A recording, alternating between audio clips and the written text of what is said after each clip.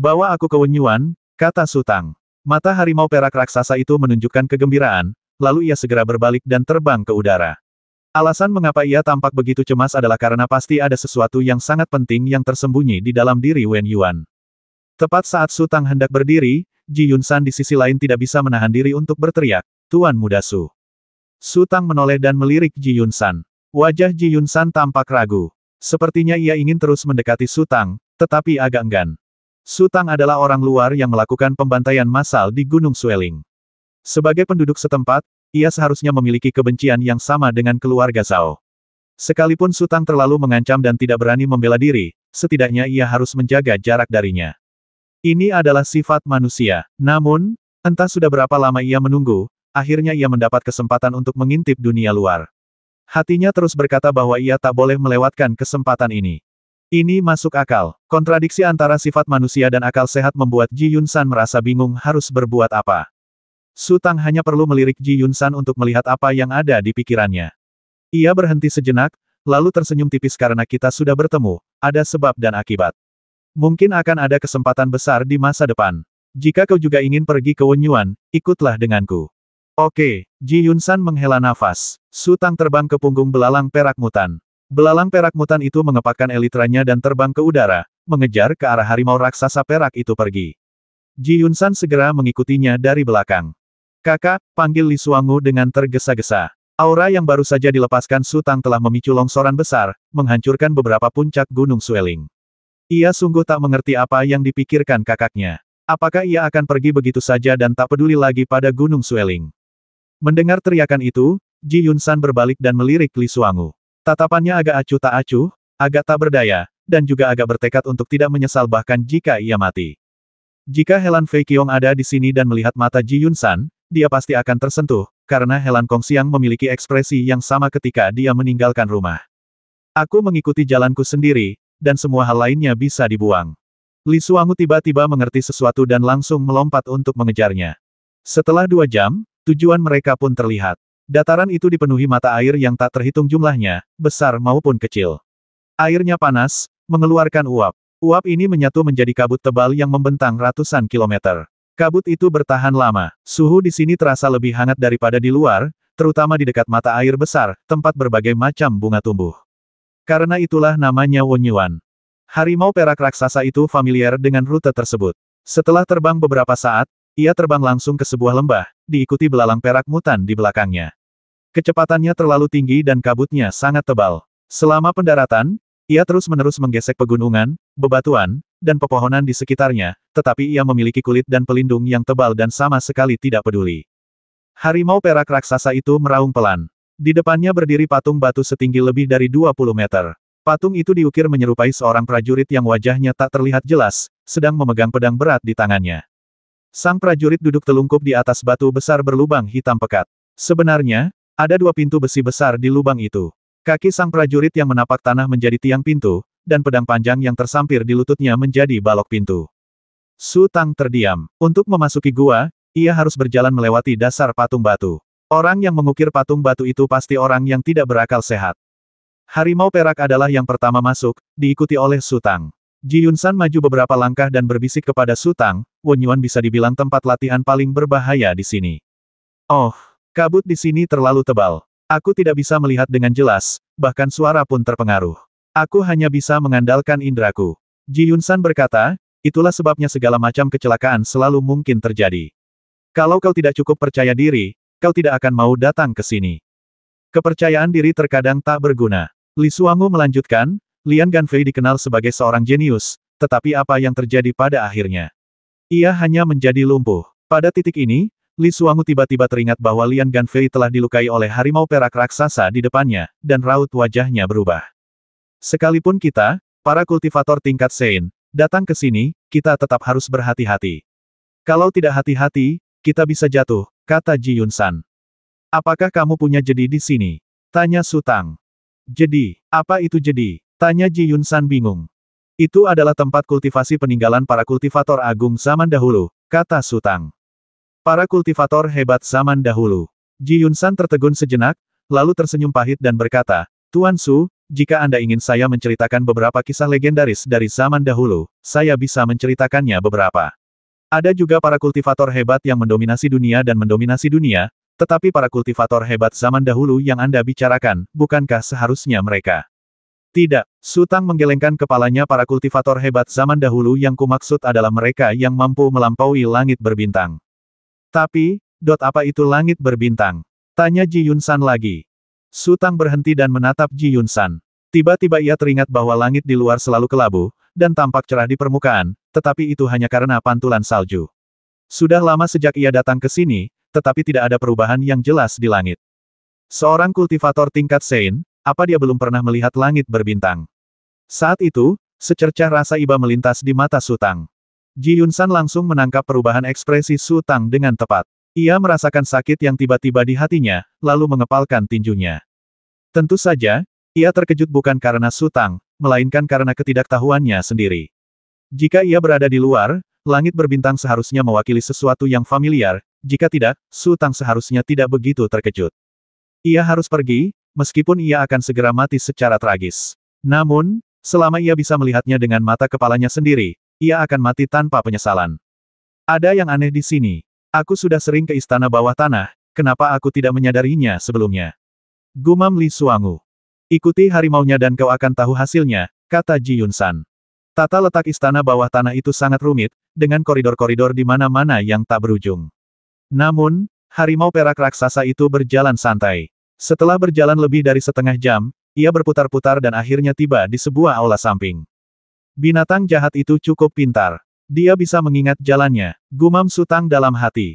Ia mengandalkan kemampuan istana pikiran untuk menyegel citra setiap persimpangan yang dilaluinya, lalu menggambar peta di istana pikiran, sehingga ia hampir tidak bisa mengingatnya. Bagaimana harimau raksasa perak itu melakukannya? Saat itu, harimau perak raksasa telah berjalan ke dinding, di mana terdapat patung perunggu manusia yang ukurannya hampir sama dengan manusia asli. Harimau perak raksasa itu duduk di depan patung perunggu itu dan menoleh ke arah Su Tang. Bu, dia mau kuncinya, teriak si kecil. Su Tang mengeluarkan kunci itu dan melemparkannya ke harimau perak raksasa. Harimau perak raksasa itu merentangkan cakarnya, meraih kunci itu, lalu dengan susah payah memasukkan kunci itu ke pusar patung perunggu itu. Berderit, patung perunggu itu berputar perlahan, dan setelah berputar setengah lingkaran, ia mulai tenggelam ke tanah.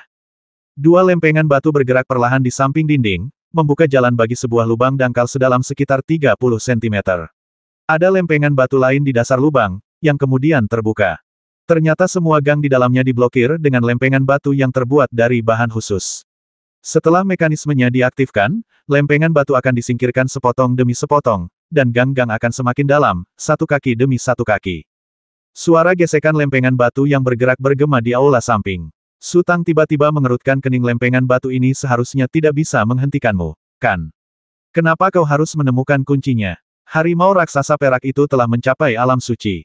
Meskipun lempengan batu ini terlihat sangat keras, sulit untuk benar-benar menjebak harimau raksasa perak itu. Jika ia menghancurkan lusinan lempengan batu setiap hari, tak akan lama lagi ia bisa membuka koridor dengan kekuatannya sendiri. Si kecil mendongak dan berkata, Bu, katanya ada bau busuk yang menyengat di sana, bahkan bisa melelehkan emas dan besi. Kalau ibu tidak punya kuncinya, tidak ada cara untuk masuk. Dikatakan juga bahwa kunci itu dapat mengaktifkan binatang penekan jiwa. Dengan binatang penekan jiwa, ia dapat berlatih dengan tenang di dalam. Jika tidak, ia akan berada dalam masalah besar. Ada apa di sana? Tanya Su Tang lagi. Harimau perak raksasa tidak berani menyembunyikan apapun dan menceritakan semua yang diketahuinya kepada si kecil. Sebenarnya, harimau perak raksasa itu sangat bijaksana. Ia telah mengikuti Helan Fei Qiong selama bertahun-tahun dan tidak pernah berani bergerak. Setelah Helan Fei Qiong memasuki Gunung Shenluo, ia mengira telah menunggu kesempatan dan tiba-tiba menyerang Helan Fei Qiong. Akibatnya, ia dihajar habis-habisan oleh Helan Fei Qiong. Harimau perak raksasa itu tampak tak mau menyerah, tetapi sebenarnya ia bertahan dan menunggu kesempatan.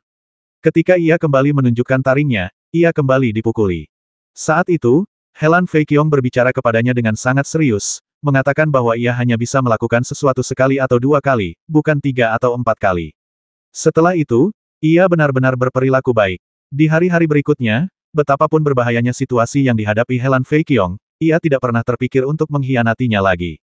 Setelah dipromosikan ke alam suci, ia merasa kekuatannya telah meningkat pesat dan ia dapat melakukan apapun yang diinginkannya. Oleh karena itu, setelah melihat Su Tang, ia berani mengambil inisiatif untuk menyerang, tetapi akhirnya dikalahkan. Ia segera menyerah untuk bersaing memperebutkan supremasi. Salah satu alasannya adalah ia tahu bahwa Su Tang berbeda dari Helan Fei Qiong dan tidak akan pernah memberinya kesempatan kedua. Alasan lainnya adalah ia memahami Su Tang. Setelah pertempuran Zuki, Sui Jiu bergegas kembali ke Fengshan dan menceritakan seluruh kisahnya kepada Helan Fei Qiong. Helan Fei Qiong tidak pernah menyangka bahwa kelemahan sesaatnya akan menyebabkan munculnya seorang kultivator hebat yang begitu menjanjikan di dunia kultivasi. Selain itu, berkat ekspedisi Helan Fei Qiong sangat tertarik pada Su Tang. Setelah mempelajari lebih lanjut tentangnya, ia menganalisis secara komprehensif bakat, kemajuan, keberuntungan, dan aspek-aspek lainnya, dan menyimpulkan bahwa Su Tang memiliki masa depan yang tak terbatas. Puncak Qianqi tidak akan lama lagi menjadi sekte besar yang setara dengan 3 Tianmen utama. Bakat dan kemajuan Su Tang begitu luar biasa, bahkan melampaui Helan Fei Qiong. Ia telah berlatih sejak kecil, tetapi Su Tang masih dianggap sia-sia di usia 17 tahun. Sungguh tak terbayangkan ia bisa mencapai prestasi seperti itu dalam waktu kurang dari 4 tahun. Belum lagi keberuntungan, perkembangan puncak Qianqi sangat pesat, bahkan ekspedisi Helan bersedia digunakan oleh Su Tang, keberuntungan semacam ini tidak dapat dihentikan. Harimau perak raksasa mendengarkan komentar Helan Fei Qiong satu persatu dan mengingatnya dalam hati. Karena Helan Fei Qiong mengatakan bahwa Su Tang tidak kalah dengan dirinya sendiri, maka ia pasti sama kuatnya. Ia mencoba, dan ketika melihat situasinya tidak baik, ia langsung mengakui kekalahan. Tentu saja, ini juga karena Helan Fei Qiong meninggalkan bayangan yang tak terlupakan padanya. Ekspresi si kecil berubah drastis. Ia lalu mendekat ke telinga Su Tang dan berbisik pelan, "Bu, katanya ada cukup banyak esensi ibel di sana." "Apa itu Yao Yuan?" Su Tang bertanya balik. "Bu, ibu harus tahu ini." Tanya si kecil penasaran. "Haruskah aku tahu?" Su Tang menjadi semakin bingung. Ya, si kecil mengangguk berulang kali, "Bu, ibu punya energi ibel di tubuh ibu." "Di tubuhku." Su Tang tiba-tiba teringat manik bundar emas yang direbutnya dari monster besar Chu Lei di Danau Cahaya Besar. Pada saat ini, suara gesekan keras yang datang dari bawah tanah akhirnya berhenti. Harimau perak raksasa itu bersemangat untuk mencoba dan sepertinya ingin melompat masuk, tetapi Su Tang belum memberi perintah, jadi ia tidak berani bergerak dan hanya bisa menoleh dan menatap Su Tang dengan cemas. "Masuklah," kata Su Tang. Harimau perak raksasa itu segera melompat ke dalam gua dan bergegas masuk melalui koridor. Su Tang kemudian berjalan masuk. Belalang perak mutan juga merangkak masuk, tetapi koridornya agak sempit dan ia hampir tidak bisa melewatinya. Sesaat kemudian, harimau perak raksasa itu mendobrak pintu di ujung koridor dan melompat masuk. Su Tang melangkah masuk melalui pintu sempit itu dan melihat sebuah ruangan gelap yang luas di depannya. Patung perunggu itu berdiri di dekat pintu, diselimuti cahaya dan bayangan. Anehnya, pupil matanya tampak bergerak perlahan, seolah tiba-tiba hidup. "Apa ini?" Su Tang menatap patung perunggu itu dengan heran. "Bu, katanya ini binatang penekan jiwa. Dia bisa menekan energi ibel dan mencegahnya bocor keluar," kata si kecil. "Ini pertama kalinya dia masuk, kan? Kok dia tahu banyak?" Su Tang tiba-tiba menyadari sebuah masalah. "Katanya orang itu yang menceritakannya," kata si kecil, lalu menunjuk ke sisi yang lain. Su Tang melihat ke arah yang ditunjuk Xiao Butian dan melihat sosok manusia yang sedang berbaring. Sosok itu sangat aneh. Ia memiliki anggota tubuh manusia dan mengenakan pakaian manusia, tetapi terdapat bulu tebal di belakang lehernya. Yang lebih aneh lagi adalah telinganya tumbuh di atas kepalanya. "Apakah itu manusia, atau monster?" tanya Su Tang. "Katanya itu monster," kata si kecil. "Ngomong-ngomong, aku selalu agak bingung," kata Su Tang lembut. "Xiao He memberitahuku terakhir kali bahwa setelah ibel menerobos alam suci, mereka akan memiliki kesempatan untuk berubah. Kenapa mereka harus berubah menjadi wujud manusia? Karena para praktisi adalah yang paling kuat dan paling banyak jumlahnya, akan sangat mudah bagi mereka untuk berubah wujud menjadi manusia," kata si kecil. "Bagaimana mungkin?" Su Tang bahkan lebih terkejut. Banyak ibel terlahir dengan kekuatan leluhur agung atau yang mulia agung, dan beberapa bahkan bisa mencapai alam suci. Mengapa para kultivator adalah yang paling kuat? "Bu, kenapa ibu tidak tahu apa-apa?" tanya Little Bit. Para kultivator mencatat dan mengumpulkan berbagai rahasia spiritual, memurnikan ramuan, dan menempas senjata spiritual, sementara ras ibel hanya bisa mengandalkan warisan garis keturunan. Ketika salah satu dari mereka mati, yang lain pun mati. Di sisi lain, para kultivator bisa merekrut murid dari mana-mana. Pada akhirnya, ras ibel pasti tidak akan mampu bersaing dengan para kultivator. Diejek oleh hal sekecil itu, Su Tang terdiam sesaat, lalu bertanya dengan rasa ingin tahu, "Bagaimana kamu tahu semua ini?" Wanita di buku itu yang cerita, kata si kecil. Bu, bukannya ibu yang minta aku ngobrol sama dia. Aku sering ngobrol sama dia. Wanita, Su Tang mengerutkan kening. Siapa yang memberitahumu kata itu? Itu Akiao. Si kecil muncul tanpa ragu sebagai belalang perak yang bermutasi. Su Tang menoleh dan menatap belalang perak yang bermutasi. Belalang perak yang bermutasi itu tampak sedikit panik. Ia mengibaskan antenanya dan memutar kepalanya ke depan dan ke belakang seolah-olah tidak terjadi apa-apa, seolah mengamati gerakan di sekitarnya. Sekarang sudah bisa bicara. Kapan mulai bicara? Su Tang merasa sangat terkejut. Dia bisa bicara sejak dulu. Si kecil berkata, Bu, dia yang paling cerewet.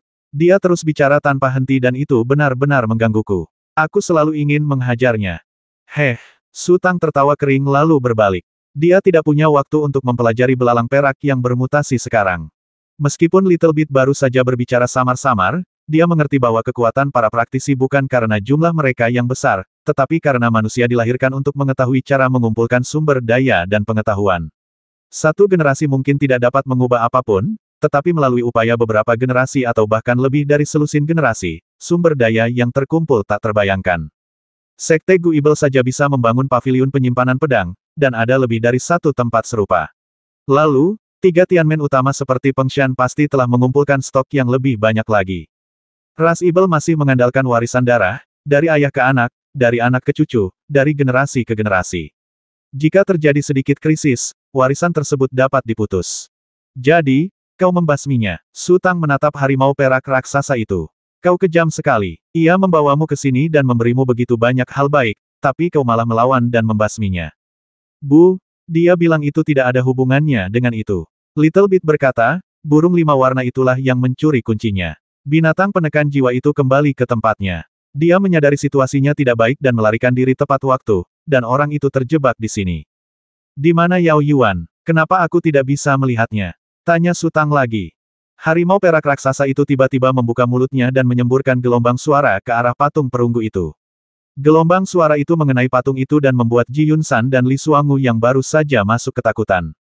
Boom! Patung perunggu itu mengeluarkan suara berdengung, dan gelombang tak terlihat terpancar dari patung itu, langsung menyapu seluruh ruangan yang gelap. Di tepi ruangan gelap itu, tampak bayangan-bayangan samar. Bayangan itu mirip patung-patung perunggu, dikelilingi lingkaran cahaya. Di dalam bayangan itu terdapat kerangka manusia. Di dalamnya terdapat bola cahaya keemasan yang melayang-layang. Apakah ini esensi Ibel? Su Tang berkata perlahan, bagaimana dengan tulang-tulang orang-orang itu? Katanya ini bukan tulang manusia, tapi kerangka yang ditinggalkan Raja Ibel setelah transformasinya, kata si kecil. Jadi begitu, Su Tang menyipitkan matanya. Total ada 14 bayangan, yang berarti ada 14 esensi Ibel di sini. Meskipun fluktuasi yang mereka rasakan tidak sebesar bola emas Ibel besar Culei, jumlahnya jauh lebih banyak. Minggir, Little Bit tiba-tiba berteriak pada harimau perak raksasa itu. Harimau perak raksasa itu tertegun. Ia sedikit bingung, tetapi tidak berani menentang kata-kata si kecil, jadi ia berdiri dan berjalan ke samping dengan patuh. Bu, aku merasa dia berbohong.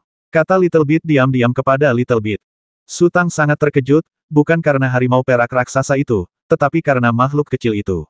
Bagaimana mungkin makhluk kecil itu bisa berkata seperti itu? Su Tang melirik harimau perak raksasa dan bertanya, apa yang kau ketahui? Dia pikir kita tidak bisa menghabiskan esensi Ibelnya, hehe, bodoh sekali. Kalau tidak, dia tidak akan memberitahu kita rahasianya. Suara Little Bit semakin dalam.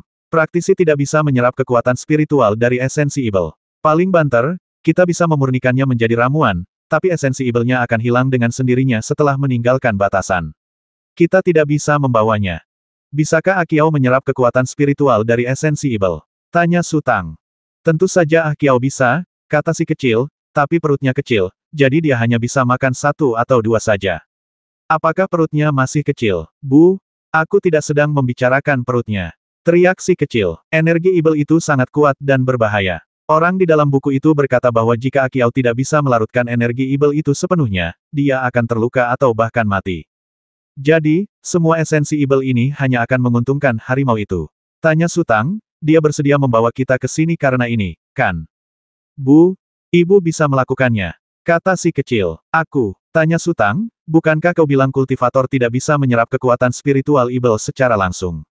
Orang di buku itu bilang kau nenek moyang semua monster. Little Bit berkata Bu, Ayo kita habiskan semua saripati monster itu dan jangan sisakan satu pun, hehehe, biarlah ia menipu kita. Harimau perak raksasa, Ji Yunsan dan Li Xuangu semuanya melihat Su Tang dan Xiao Butian berbisik di sana, tetapi mereka tidak dapat mendengar apa yang mereka katakan, dan tidak mudah bagi mereka untuk mendekat untuk mendengarkan, jadi mereka hanya bisa menunggu dengan tenang. Harimau perak raksasa itu mungkin tak pernah menyangka si kecil telah bersiap untuk tidak memberinya apapun. Ia masih menatap esensi Ibel dengan mata gembira, seolah sedang mempertimbangkan mana yang akan dipilih. Kekuatan harimau raksasa perak tidak sebaik belalang perak yang bermutasi. Belalang perak yang bermutasi hanya bisa minum 1 atau 2 pil saja. Padahal, sama saja, jadi tentu saja ia harus memilih yang memiliki kekuatan spiritual terkuat. Pada saat ini, ruangan gelap itu tiba-tiba berguncang, bayangan-bayangan bergetar hebat sekali, dan cahaya yang dipancarkan oleh bola emas di dalam kerangka itu juga menjadi redup. Apa yang terjadi? Tanya Su Tang. Harimau perak raksasa menunjukkan ekspresi cemas, sementara Ji Yunsan dan Li Xuangu menjadi gugup dan melihat sekeliling. Dikatakan bahwa pembatasan di sini telah diaktifkan. Tidak lama lagi binatang penekan jiwa itu akan meledak dan esensi Ibel ini akan hancur, kata si kecil. Su Tang merenung sejenak, lalu mengeluarkan buku spiritual tanyakan lagi padanya, bisakah aku benar-benar memakan semua saripati Ibel di sini? Aku baru saja bertanya padanya, dan dia bilang ya, kata Little Bit. Kamu bisa bicara dengannya meskipun aku tidak membuka buku itu. Su Tang sedikit terkejut. Tentu saja, kata si kecil. Berapa banyak saripati Ibel yang bisa kau makan? Tanya Su Tang. Saya rasa saya bisa makan 5 atau 6, tapi saya harus tidur lama setelah memakannya, kata si kecil. Su Tang terdiam cukup lama, tetapi memutuskan untuk mencobanya. Setelah secara alami menyadari bahwa Ibel besar Culei memiliki nilai lebih, ia tidak lagi mencoba memahami buku spiritual tersebut, karena setelah setiap pemahaman, vitalitas Ibel besar Culei akan melemah, dan cahaya keemasan yang bersinar di dalam buku spiritual akan semakin menyilaukan. Dia berhenti bermeditasi, berpikir bahwa Ibel besar Culei juga akan mampu mewujudkan titik balik, jadi tidak perlu memasang jebakan. Su Tang melangkah pelan menuju sebuah bayangan, mendekatinya, perlahan mengulurkan tangannya, menggenggam bola emas di dalamnya dengan telapak tangannya, lalu perlahan mengeluarkannya. Pada saat ini, harimau perak raksasa dan belalang perak yang bermutasi menatap tangan Su Tang dengan mata terbelalak. Manik bundar emas itu bergulir di telapak tangan Su Tang, lalu perlahan meleleh dan berubah menjadi tetesan air seukuran kancing. Cairan keemasan itu meresap ke telapak tangan Su Tang sedikit demi sedikit, dan setelah lebih dari 10 napas, cairan itu menghilang tanpa jejak.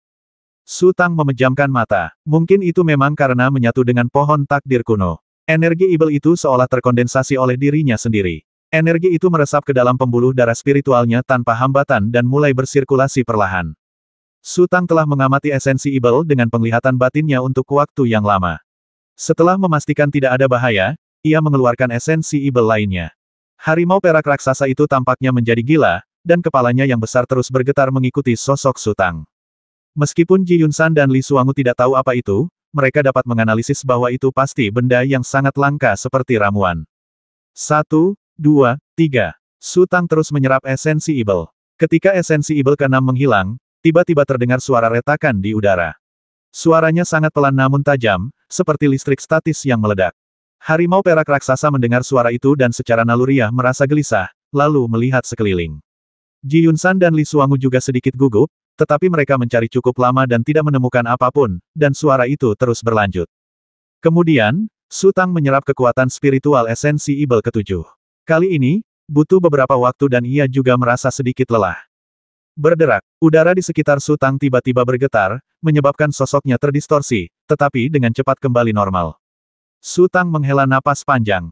Kekuatan spiritual yang luar biasa besar yang terkandung dalam esensi Ibel membuatnya merasa tak sanggup bertahan lebih lama lagi. Namun, kesempatan itu langka, dan ia harus menyerap kekuatan spiritual sebanyak mungkin seperti seekor unta di padang pasir. Su Tang mengambil saripati Ibel ke-8 dan melemparkannya ke belalang perak mutan. Belalang perak mutan itu langsung menjerit kegirangan, membuka mulut kunyahnya yang besar, dan menelan saripati Ibel itu tanpa ragu. Hanya tinggal 6 orang saja. Harimau perak raksasa itu merasakan jantungnya berdarah, namun ia tidak sebanding dengan yang lain, jadi ia hanya bisa menunggu dengan tenang untuk meminta sedekah. Su Tang meraih esensi Ibel ke-9 dan menyerapnya perlahan. Kali ini, butuh lebih dari 100 tarikan napas sebelum ia hampir tidak bisa memasukkan kekuatan spiritual esensi Ibel ke dalam pembuluh darah spiritualnya. Dulu dia tidak memerlukan bimbingan apapun, tenaga Ibel secara otomatis akan menyusup ke dalam pembuluh darah rohaninya, tetapi sekarang dia harus menggunakan akal ilahiyahnya. Si kecil, apakah kamu menginginkannya? Su Tang tiba-tiba berkata. Aku akan tidur lama setelah makan, kata si kecil. Kalau begitu tidurlah. Su Tang berkata, berapa banyak yang bisa kamu makan? Bu, aku kan sudah bilang, ibu cuma boleh makan 5 atau 6 saja. Si kecil berkata, perutku jauh lebih kecil daripada perut ibu. Benar, tinggal 5 lagi, kata Su Tang. Harimau perak yang gelisah itu tiba-tiba merasa penglihatannya menggelap dan hampir pingsan. Ia telah menghabiskan setengah hari mencoba memberikan informasi dan memimpin jalan, tetapi pada akhirnya, ia tidak mendapatkan apa-apa. Ini terlalu tidak etis. Niat membasmi tiba-tiba menyeruak dari hatinya, membuat matanya merah darah, namun ia segera menahan rasa gembiranya dan perlahan menundukkan kepalanya. Sabar saja, cuma itu satu-satunya cara untuk bertahan. Setidaknya itu bisa menyelamatkan nyawanya. Su Tang mengeluarkan esensi ibel ke-10 dan melemparkannya ke Xiao Budian. Xiao Budian membuka tangannya dan menggenggam esensi ibel itu. Tubuh si kecil tanpa daging atau tulang. Tubuhnya adalah tubuh energi murni. Ia menyerap esensi ibel jauh lebih cepat daripada Su Tang. Hanya dalam beberapa tarikan napas, esensi ibel itu lenyap. Kemudian si kecil bertepuk tangan dan berteriak, Bu, aku sudah selesai makan. Aku akan memberimu satu lagi. Su Tang melemparkan esensi ibel lainnya. Tenggorokan Ji Yun-san tercekat. Ia menganalisis bahwa manik-manik emas itu luar biasa, melambangkan peluang besar. Namun, Su Tang tidak memberitahunya, dan ia tidak punya muka untuk memintanya. Meskipun ia sangat ingin mendapatkan pencerahan, ia adalah pria yang peduli dengan muka dan memiliki harga diri. Tidak peduli apa yang terjadi di Gunung Sueling, dia telah mencapai batasnya setelah mengikuti Su Tang ke sini. Ini saripati ibel. Tak ada gunanya bagimu kecuali dimurnikan menjadi obat. Su Tang tiba-tiba berkata, tapi aku tak bisa membiarkanmu datang ke sini dengan sia-sia. Akan kuberikan ini padamu. Setelah berkata begitu, Su Tang mengangkat tangannya dan melemparkan sebuah botol porselen kecil. Ji Yun-san segera menangkap botol porselen kecil itu dan membuka tutupnya dengan ujung jari gemetar. Aroma eliksir yang kaya menguar dari botol porselen kecil itu. Ji Yun-san menarik napas dalam-dalam lalu mendesah berat. Ia telah meminum banyak eliksir, tetapi kepuasan yang diberikan oleh aroma eliksir ini tak tertandingi. Little Bit dengan cepat menyerap semua esensi ibel.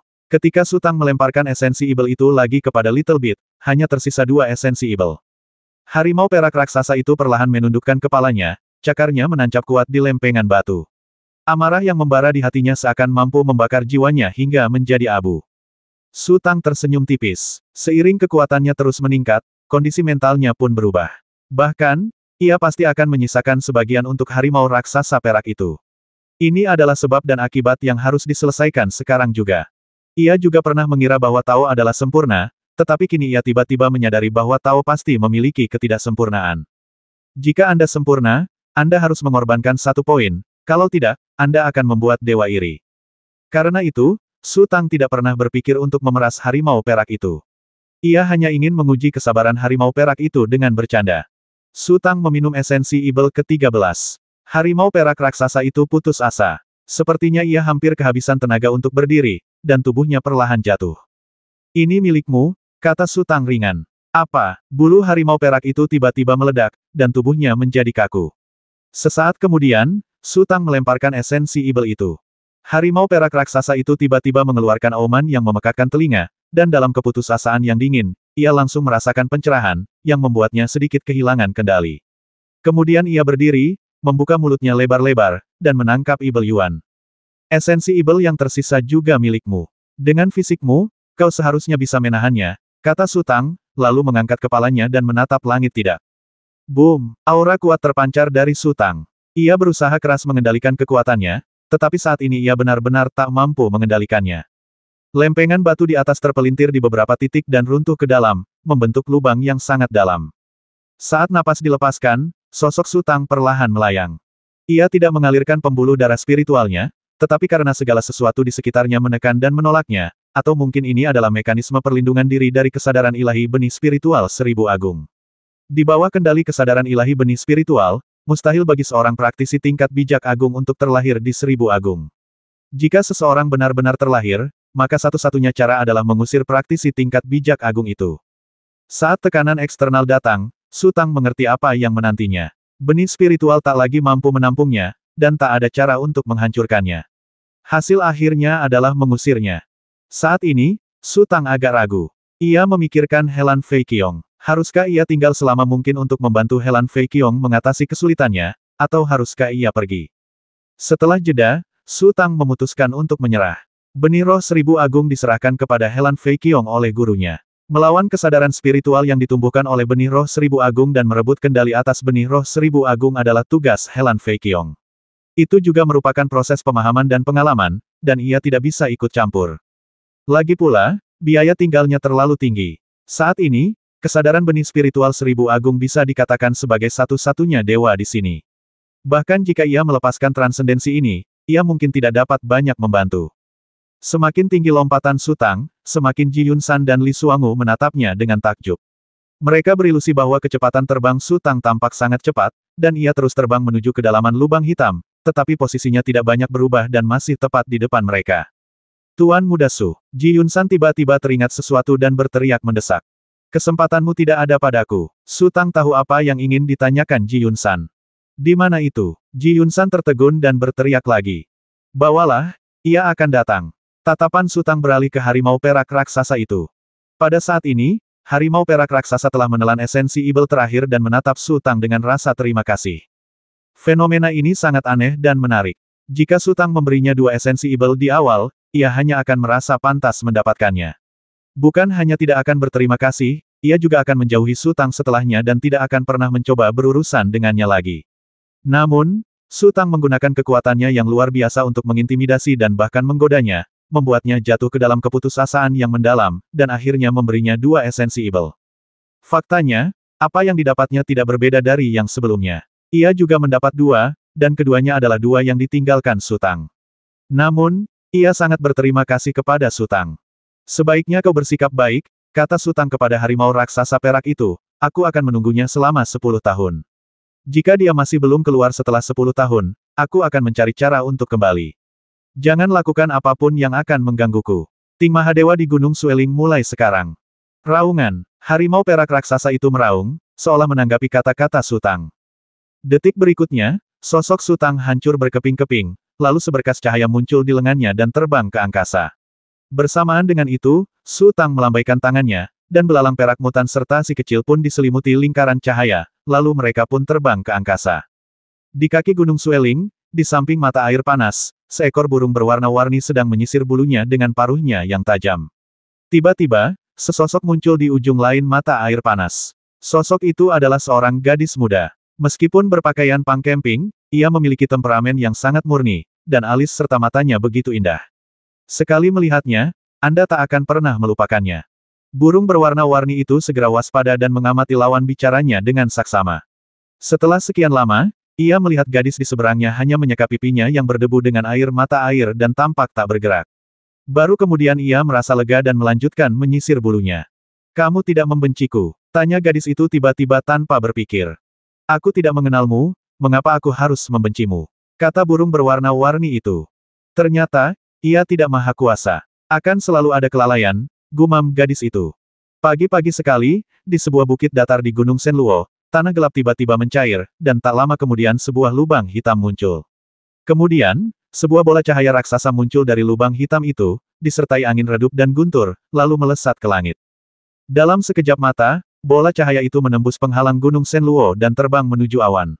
Bola cahaya itu tiba-tiba memancarkan cahaya yang menyilaukan dan ukurannya membesar dengan cepat. Dalam beberapa tarikan napas, bola cahaya itu membesar hingga radius ratusan meter. Fluktuasi kekuatan spiritual yang dipancarkan bola cahaya menyebar ke segala arah dengan kecepatan yang sangat cepat, tetapi fluktuasi kekuatan spiritual tersebut tidak dapat menembus penghalang Gunung Shenluo. Meskipun bola cahaya itu sendiri terlihat jelas, ia sepenuhnya terhalang oleh awan. Saat Su Tang kembali ke dunia manusia, sudah tidak ada lagi kultivator di Gunung Shenluo. Setelah Su Tang, Helan Fei Qiong, sejumlah besar prajurit panah keluarga Yuan, dan kultivator Fengshan menghilang hari itu, tahta suci beku secara pribadi bergegas ke tempat kejadian untuk menyelidiki, tetapi setelah mencari lama, mereka tidak menemukan petunjuk. Setelah menunggu lebih dari 10 hari, mereka akhirnya pergi tanpa daya. Tak seorang pun menyaksikan tontonan itu, jadi wajar saja tak seorang pun akan datang mengganggu Su Tang. Dari pagi hingga siang, dan dari siang hingga senja, bola cahaya itu perlahan menyusut, dan akhirnya wujud asli Su Tang terungkap. Su Tang duduk dengan tenang di singgasana bagaikan patung, sementara si kecil berbaring di bahunya, tertidur lelap. Mata Sutang setengah terbuka dan setengah tertutup, dengan cahaya keemasan berputar-putar dalam napasnya. Sepasang sayap hitam besar terbentang dari belakangnya, dan topeng, cincin ajaib, serta komponen baju zirah sihir lainnya di tubuhnya berkedip-kedip samar. Beberapa hari berlalu dalam sekejap mata, dan Sutang masih tak bergerak. Malam berikutnya tiba, dan si kecil berguling malas dan meluncur dari bahu Sutang. Detik berikutnya, Sutang tiba-tiba membuka matanya, mengulurkan tangannya, dan dengan lembut meraih sayap si kecil. Bersamaan dengan itu, belalang perak mutan terbangun dari tidurnya, lalu merasakan tubuhnya jatuh. Ia segera mengepakkan elitranya untuk menstabilkan tubuhnya. Mereka mampu bertahan di udara selama beberapa hari berkat kekuatan yang dilepaskan Sutang. Saat Sutang membuka matanya, kekuatan itu langsung lenyap. Di sini masih lebih baik, kata Sutang perlahan, cahaya keemasan berkelap-kelip di pupil matanya. Kicau, belalang perak yang bermutasi mengeluarkan suara, seolah-olah setuju dengan penilaian Sutang. Sutang kembali memejamkan mata dan mengamati otaknya. 3 lubang spiritual yang tersisa di otaknya akhirnya terbuka sepenuhnya. Perasaan transparan dan bebas yang dihasilkan oleh pembukaan penuh lubang spiritual tersebut membuat Sutang ingin meraung panjang. Hari untuk mencapai tingkat pertama Mahayana dalam metode pemurnian spiritual sudah dekat. Jika dia tidak khawatir tentang peralatan sihir dan hanya menyempurnakan beberapa senjata spiritual, dia bisa mencapai Mahayana hari ini. Dia hanya perlu menemukan kota yang lebih besar dan menukar ramuan dengan senjata spiritual. Jika itu tidak berhasil, dia bisa merampok saja. Tentu saja, Sutang masih punya sedikit kesabaran. Ia memiliki total 81 lubang spiritual, dan pakaian ajaibnya memiliki total 9 komponen, yang jumlahnya persis 99. Ini adalah kesempatannya, dan ia lebih baik terlambat daripada menebusnya. Sutang terdiam lama, lalu berkata pada belalang perak mutan, ayo pergi. Belalang perak yang bermutasi mengepakkan elitranya dan terbang menuju altar ibel. Sutang khawatir akan terpengaruh oleh penghalang gunung jatuh milik dewa, jadi dia membiarkan belalang perak yang bermutasi terbang setinggi mungkin, tetapi akhirnya melewatkan beberapa hal. Di hutan terdekat, mayat-mayat tak terhitung jumlahnya tergeletak di sana. Beberapa gunung yang dulunya rimbun dan hijau kini menjadi tandus, dengan bebatuan coklat tua tersingkap, seolah-olah pertempuran sengit telah terjadi di sini. Sutang sedang terburu-buru untuk kembali ke panggung dewa jahat, jadi ia harus pergi ke altar dewa ibel terlebih dahulu. Selain itu, belalang perak mutan terbang jauh di atas awan, sehingga ia tidak memperhatikan gunung jatuh dewa dan tidak dapat melihatnya dengan jelas. Setelah terbang selama setengah jam, Sutang mendekati altar dewa ibel. Pada saat ini, ia akhirnya menyadari ada sesuatu yang salah. Sebagai salah satu dari 3 gerbang surgawi utama, altar dewa ibel memiliki murid yang tak terhitung jumlahnya. Ia telah ke sana beberapa kali. Meskipun ia selalu datang dan pergi tinggi, ia dapat melihat arus orang yang tak berujung di bawah dari udara, terutama di tanah datar yang luas di depan gerbang gunung utama. Selalu ada ratusan kereta kuda yang terparkir di sana, beberapa mengirim atau menerima barang, dan beberapa mengirim atau menjemput orang. Bahkan di tengah malam, suasananya masih sangat ramai. Namun kini, tak seorang pun terlihat di dekat gerbang utama gunung. Hanya beberapa kereta yang rusak dan miring yang terlihat, seolah-olah telah terjadi konflik di bawah. Sutang merasa sedikit curiga. Siapa yang begitu berani datang ke altar dewa ibel dan membuat masalah? Lagi pula, konflik memang terjadi, tapi kemana perginya orang-orang dari altar ibel? Kemana mereka pergi? Tak lama kemudian, mereka melihat danau Guangming Agung di depan. Suasana di sekitar danau tampak sunyi. Hanya ada seorang pria parubaya berjubah hitam yang duduk di tepi danau, sibuk dengan sesuatu. Merasakan kedatangan Sutang, ia mendongak, lalu menundukkan kepala dan kembali melanjutkan urusannya. Belalang perak yang bermutasi menerima perintah Sutang dan mulai menyelam. Tubuhnya seperti meteorit perak yang jatuh. Jaraknya masih lebih dari 100 meter dari danau, dan tekanan yang dilepaskannya telah menyebabkan gelombang di permukaan danau. Detik berikutnya, tubuh belalang perak mutan itu tiba-tiba terangkat tinggi dan terbang mendekati air danau. Udara berguncang hebat, dan ia menyeret seekor naga air hingga beberapa meter di permukaan danau. Kekuatan sebesar itu sungguh mengejutkan. Kebanyakan praktisi tanpa sadar akan mengalihkan perhatian mereka ke sana, tetapi pria parubaya itu bahkan tidak menoleh. Boom! Belalang perak bermutasi itu jatuh dengan keras ke tanah. Sutang berjalan perlahan menuju danau. Ia memandangi permukaan danau yang bergolak. Setelah beberapa saat, ia akhirnya mengalihkan pandangannya ke pria parubaya itu. Pria parubaya itu sangat kurus, tetapi otot-ototnya sangat kuat, seolah-olah ia penuh dengan kekuatan yang meledak-ledak. Ada pancing di sampingnya dan panggangan di depannya dengan arang yang menyala di bawahnya. Ada 2 ikan di atas panggangan itu, yang ternyata adalah ikan salju biru dan emas dari danau Daguangming. Di belakang pria parubaya itu, terdapat lemari kayu besar berisi botol-botol dan stoples-stoples berbagai ukuran yang tak terhitung jumlahnya, yang seharusnya diisi dengan bumbu-bumbu. Pria parubaya itu sesekali mencelupkan kuas ke dalamnya, lalu mengoleskannya ke ikan bakar. Menyadari tatapan Su Tang, pria parubaya itu tiba-tiba mengangkat kepalanya dan menatap Su Tang. Tatapannya tajam, seolah nyata. Saat tatapan mereka bertemu, Su Tang benar-benar merasakan sakit yang membakar, dan kesadaran pelindung tubuhnya pun meledak menjadi cahaya kemasan. 1. Pria parubaya itu mengangkat seekor ikan bakar. Tidak, kata Su Tang dengan tenang, terima kasih. Haha, aku suka orang-orang mengucapkan terima kasih kepadaku. Pria parubaya itu tersenyum. Namun, semakin sedikit orang sepertimu di dunia ini yang bijaksana. Kebanyakan orang tidak tahu apa yang baik untuk mereka. Aku jelas-jelas membantu mereka, tetapi mereka menghinaku dan bahkan memukuliku. Itu benar-benar membuatku sedih.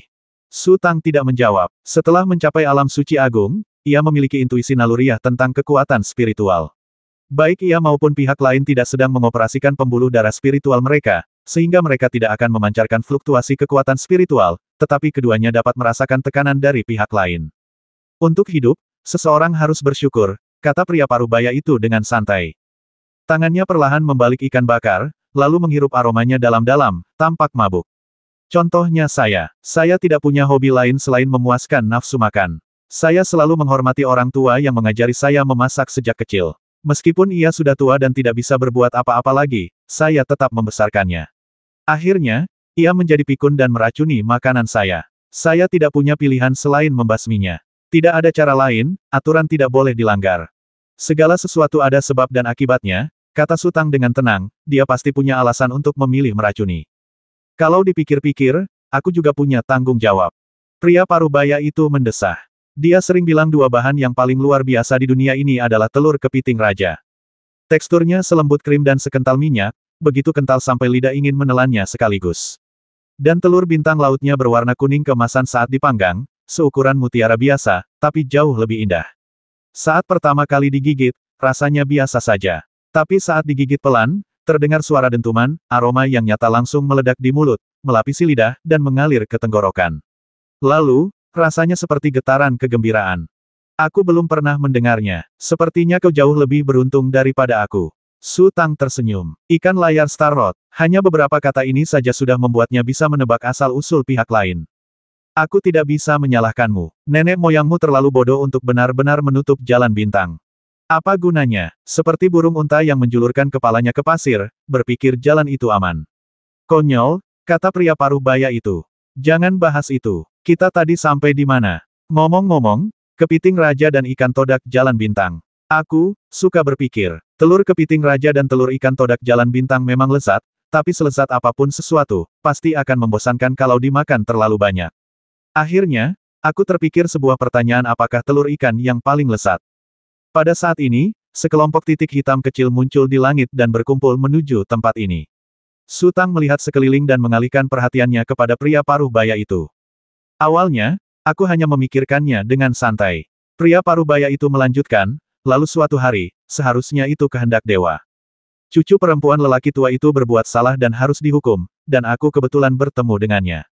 Gadis kecil itu berselingkuh dengan orang menyebalkan itu dan sedang hamil. Sudah hampir 4 bulan. Setelah melihatnya, aku tiba-tiba punya ide. Pada titik ini, pria parubaya itu mengangkat kepalanya dan menatap Su Tang dengan tatapan sedikit jenaka, seolah-olah ia berharap Su Tang akan bereaksi keras, tetapi ia kecewa. Su Tang tak bergerak seperti gunung yang berdiri tegak, tatapannya tenang. Sungguh sulit mendapatkan bahan-bahan yang sempurna, kata pria parubaya itu. Dalam sebulan, saya memberinya ribuan pil. Ini saja sudah membuat saya pusing. Kalau orang lain, mereka pasti langsung mati setelah minum selusin pil. Saya ingin membersihkan tulang dan sumsumnya, tetapi saya juga harus menjaganya tetap hidup. Saya selalu berada di dekatnya, tidak bisa makan atau tidur. Kalau dipikir-pikir lagi, rasanya seperti mimpi buruk. Titik-titik hitam kecil yang mengelilingi mereka dari segala arah perlahan membesar. Mereka adalah sekelompok ribuan elang. Mereka menjaga jarak lebih dari 1000 meter dan tidak terlalu dekat. Kemudian mereka mulai berputar-putar di udara. Seberapa sulitnya bagiku, desah pria parubaya itu. Aku tidak hanya memberinya ramuan, tetapi juga memberinya berbagai macam rempah-rempah. Setelah aku membersihkan semua kotoran dari tubuhnya, berat badanku turun drastis. Namun, Kerja keras membuahkan hasil, dan akhirnya saya berhasil. Pria parubaya itu melanjutkan, rasanya saya baru saja bilang kalau saya tahu caranya bersyukur. Ketika saya menyadari, saya memang telah membuat bahan-bahan paling sempurna di dunia, tentu saja saya tidak akan menyimpan semua pujian itu untuk diri saya sendiri, jadi saya sengaja menyisihkan sebagian sup daging dan memberikannya kepadanya. Keahlian memasaknya sungguh tak tertandingi, tapi, dia belum pernah mencicipi sup daging selezat ini seumur hidupnya. Setelah satu gigitan saja, dia begitu terharu sampai menangis terseduh-seduh. Dia memeluk saya erat-erat, memaksa saya memberitahu dia terbuat dari apa. Apakah kau sudah memberitahunya? Tanya Sutang lembut. Ya, sudah kubilang. Pria parubaya itu menggelengkan kepala dan berkata, aku hanya ingin bilang padanya kalau akhirnya aku berhasil melampauinya, tapi dia tidak menghargai kebaikanku dan bertingkah seperti orang gila. Haha, sungguh konyol. Setelah mengatakan ini, pria parubaya itu mengangkat kepalanya dan menatap Sutang dari atas ke bawah. Setelah beberapa saat, ia tiba-tiba berkata, kamu berbeda dari mereka. Apa bedanya? Tanya Sutang. Kau sangat pendiam, kata pria parubaya itu. Mereka akan mengutukku dengan segala macam kata-kata kasar. Meskipun mereka serapuh kertas, mereka akan menyerbu dan melawanku. Dan kau, sepertinya tidak peduli dengan apapun. Atau mungkin kau orang yang benar-benar bijaksana. Aku bahkan tidak tahu apa yang aku mengerti. Sutang tersenyum. Alasannya sederhana. Ini masalah perspektif, kata pria parubaya itu. Ketika dia menggali telur kepiting Raja Emas, apakah dia pernah mempertimbangkan penderitaan kepiting itu? Sama saja di setiap sudut alam semesta. Saat kau kuat, kau memburu kami para ibel di mana-mana, menggunakan tulang dan kulit kami untuk membuat senjata spiritual, dan menggunakan yuan dan kami untuk memurnikan ramuan. Bagaimana mungkin kau mempertimbangkan perasaan kami? Jadi, mereka yang mengkritikku adalah orang-orang bodoh. Aku sungguh tidak tega berdebat dengan mereka. Itu benar, Sutang mengangguk. Kami punya pepatah di sini, satu kata dari orang bijak bernilai 10 tahun untuk dibaca. Seorang teman pernah memberitahu saya bahwa begitu jalan bintang dibuka, pertempuran hidup dan mati pasti akan terjadi antara dunia manusia dan ras ibel. Tidak akan ada kompromi atau pengertian. Setiap kultivator harus berjuang sampai akhir, dan harus berjuang sampai akhir. Saya bertanya mengapa, dan dia bilang tidak tahu, tetapi itulah yang dikatakan ayahnya, begitu pula saudara perempuannya. Pria parubaya itu memiringkan kepalanya dan mendengarkan dengan penuh perhatian. Sekarang aku mengerti. Sutang mendesah pelan kita, benar-benar tidak punya jalan keluar. Benar, pria parubaya itu tersenyum dan berkata, mereka yang menyegel jalan bintang mungkin sudah mati semua, kan? Ada banyak hal yang tak sempat mereka ceritakan padamu, tapi kami berbeda. Ada banyak ibel besar yang telah hidup puluhan ribu tahun. Rasa sakit yang kau bawa masih terukir di tulang-tulang kami. Hutang yang kau tanggung harus dilunasi cepat atau lambat, dan kebencian harus diselesaikan. Kau telah bersembunyi dengan nyaman selama puluhan ribu tahun, dan itu sudah cukup. Pada saat ini, sesosok-sosok keluar dari hutan dan perlahan mendekati sisi ini. Pria parubaya itu melirik ke sekeliling dan tersenyum lagi. Sebenarnya, saya selalu heran bagaimana orang-orang bodoh tak berotak ini bisa tumbuh begitu kuat. Kami memberitahu mereka bahwa kami dilahirkan untuk memerintah mereka, dan mereka percaya. Kami memberitahu mereka bahwa kamilah yang memberi mereka rasa aman, yang memberi mereka makanan dan pakaian, yang memberi mereka sarana untuk bertahan hidup, dan mereka percaya. Kami memberitahu mereka bahwa mereka lebih mencintai kami daripada orang tua dan keluarga mereka, dan bahwa jika kami dalam bahaya, mereka akan mengorbankan diri mereka untuk kami tanpa ragu, dan mereka percaya. Pandangan Sutang tertuju pada sosok-sosok itu, dan orang-orang itu menatap Sutang dengan mata penuh kebencian dan jijik. Kami juga memberitahu mereka bahwa dunia dulu damai dan indah, dan bahwa para pengkhianat telah muncul di antara mereka dan merampas tanah milik kami. Itulah sebabnya kami mengendalikan mereka seperti ini, kata pria parubaya itu. Jika kalian membantu kami berjuang dan memulihkan keadilan dan ketertiban, dunia akan kembali seindah sebelumnya. Mereka kembali mempercayainya. Ngomong-ngomong, satu-satunya kelebihanmu adalah ketangguhanmu, lanjut pria parubaya itu. Kami telah mencoba segala cara untuk mengendalikan sumber daya kultivasi, tetapi setiap klan masih memiliki beberapa yang telah mencapai alam suci. Ada yang mencapai 7 atau 8, dan ada pula yang puluhan. Tentu saja, mencapai alam suci agung mustahil. Sekalipun dia tampak setia, jika dia menjadi ancaman bagi kita di masa depan, kita tidak punya pilihan selain melenyapkannya secara diam-diam. Sosok-sosok itu makin dekat, dan niat membasmi yang mereka pancarkan membumbung tinggi ke angkasa. Sebelum kau melawanku, kau harus membasmi mereka semua dulu. Pria parubaya itu tersenyum sinis, bukankah menyedihkan? Membasmi rekan senegaramu. Kenapa kau pikir aku akan sedih? Su Tang juga tertawa, kau sudah berurusan dengan mereka begitu lama sampai-sampai kau terbiasa memperlakukan kami seperti mereka. Ini kesalahan terbesarmu. Aku tahu kau berbeda dari mereka, kata pria paruh baya itu. Seperti yang kukatakan tadi, kau terlalu pendiam. Keheninganmu membuatku agak gelisah. Aku hanya sedang memikirkan sesuatu, kata Su Tang. Menarik sekali mengobrol denganmu. Pria paruh baya itu membuang sisa tulang ikan dan mengambil ikan bakar lainnya. Kau benar-benar tidak mau. Tidak, Su Tang berkata, apakah jalan bintang sudah dibuka sepenuhnya? Haha, sepertinya kau tidak tahu apa itu jalan bintang. Pria parubaya itu berkata, jalan bintang adalah jalan pulang para penguasa bintang.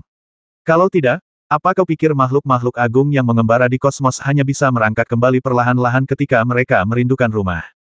Su Tang berhenti bicara. Ia sudah menanyakan hampir semua pertanyaan yang bisa ia tanyakan.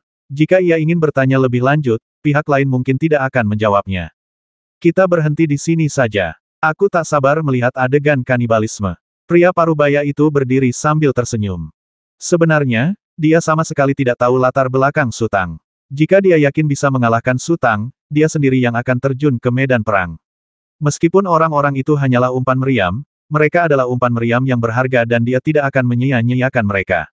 Saat berikutnya, lelaki parubaya itu bertepuk tangan, dan kerumunan yang telah terdiam cukup lama, tiba-tiba berteriak sekeras-kerasnya dan menyerbu ke depan.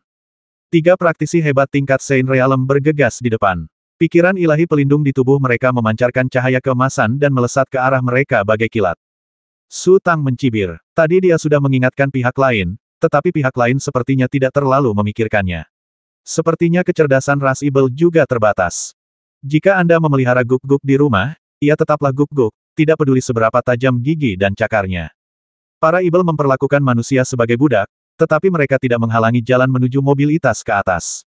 Alasannya sangat sederhana. Dunia macam apapun itu, jika seseorang dengan sengaja menghalangi jalan bagi kelas bawah untuk naik ke atas, pasti akan terjadi kekacauan. Oleh karena itu, suku Ibel tidak pernah melarang budak mereka berlatih. Jika mereka mencapai kemajuan besar, mereka secara alami akan dihargai oleh kalangan atas, status mereka akan meningkat, dan mereka bahkan dapat menikmati perlakuan seperti setengah tuan. Kadangkala, para Ibel akan mengeluarkan teknik spiritual, senjata spiritual, dan ramuan untuk memberi penghargaan kepada mereka yang telah memberikan kontribusi, atau menyelenggarakan beberapa kegiatan, kompetisi, dan sejenisnya. Namun, ada satu hal yang tak bisa diubah. Klan Ibel berharap manusia tetap sedikit berdarah dan mampu membantu mereka bila diperlukan, tetapi jangan sampai terlalu liar. Jika ada praktisi manusia yang memulai jalur praktik mandiri dan menunjukkan tanda-tanda kehilangan kendali, klan Ibel akan segera memusnahkannya. Dengan kata lain, klan Ibel berharap semua orang baik dan patuh agar mereka dapat mengendalikan mereka dengan mudah. Oleh karena itu, mereka telah menetapkan banyak aturan dan peraturan, dan semua hal harus diputuskan oleh klan Ibel. Sedangkan untuk pergi berlatih, itu bahkan lebih mustahil. Jika kau keluar dan berjalan-jalan bebas tanpa pengawasan Tuan, bukankah kau akan menjadi orang bebas? Bahkan dengan kendali semacam ini, beberapa orang dapat menembus ke alam suci.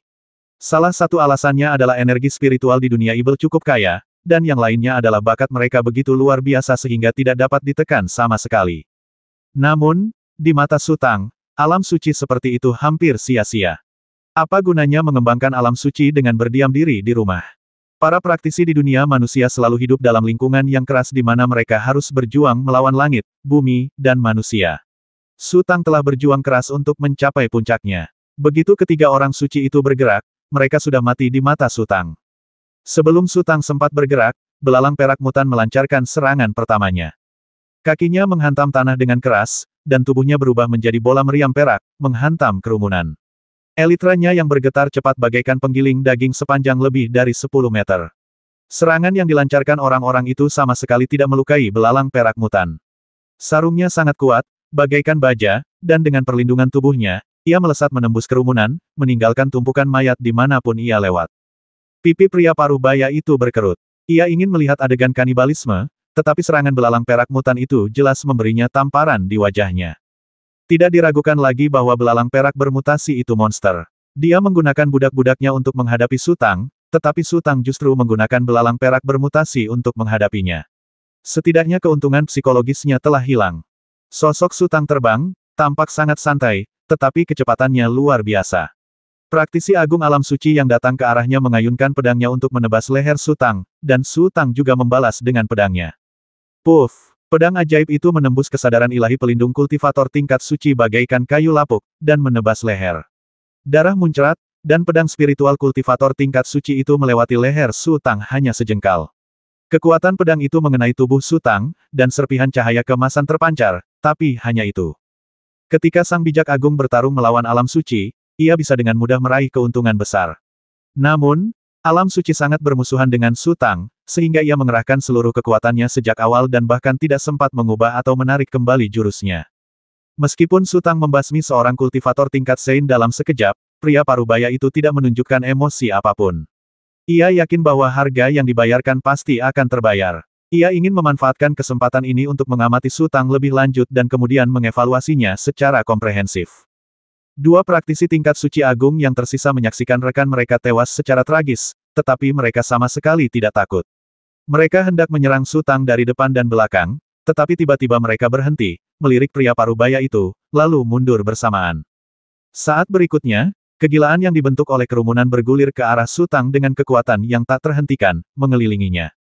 Su Tang hanya menatap pedang ajaib di tangannya dengan tenang, tak tergerak oleh hal-hal eksternal.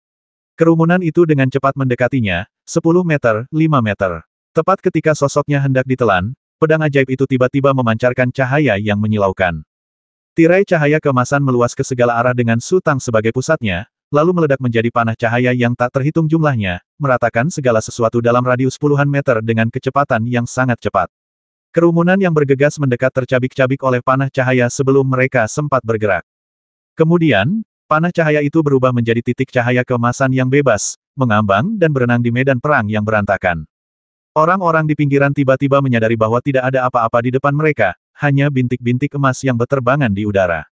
Mereka berhenti karena terkejut. Meskipun mereka semua adalah prajurit yang memenuhi syarat di bawah dorongan klan Ibel dan mampu mengorbankan nyawa mereka, kecepatan membasmi Su Tang terlalu cepat. Hanya dengan satu serangan, ratusan prajurit menghilang tanpa jejak. Ini bukan pertempuran, melainkan basmi diri yang sia-sia. Lelaki parubaya itu menampakkan ekspresi keheranan, menatap kosong ke arah titik-titik cahaya yang berterbangan. Ia tidak terkejut dengan kekuatan tempur yang ditunjukkan Su Tang. Ia bisa melakukan hal yang sama. Yang membuatnya takut adalah titik-titik cahaya itu. Pria parubaya itu memiliki kepekaan yang sangat tajam terhadap kekuatan spiritual, sehingga ia dapat menemukan bahwa titik-titik cahaya itu sebenarnya menyerap kekuatan spiritual di medan perang. Semua praktisi telah mengumpulkan banyak energi spiritual di dalam tubuh mereka, sehingga pada saat kematian, energi spiritual tersebut akan menghilang. Semakin kuat kekuatannya, semakin banyak pula energi spiritual yang akan menghilang. Titik-titik cahaya yang berkelana itu menangkap dan menyatukan energi spiritual yang tersebar. Ukurannya berangsur-angsur berubah dari seukuran kacang menjadi seukuran telur merpati, dan terus membesar. Tak lama kemudian, energi spiritual yang tersebar hanya tersisa sedikit, dan titik-titik cahaya itu berkumpul kembali ke arah Su Tang, menghilang ke dalam tubuh Su Tang secara berkelompok. Pria parubaya itu menghirup udara dingin. Su Tang baru saja melancarkan serangan dahsyat, yang pasti telah menghabiskan banyak energi spiritual, tetapi saat ini ia tampak lebih energi daripada sebelum pertempuran.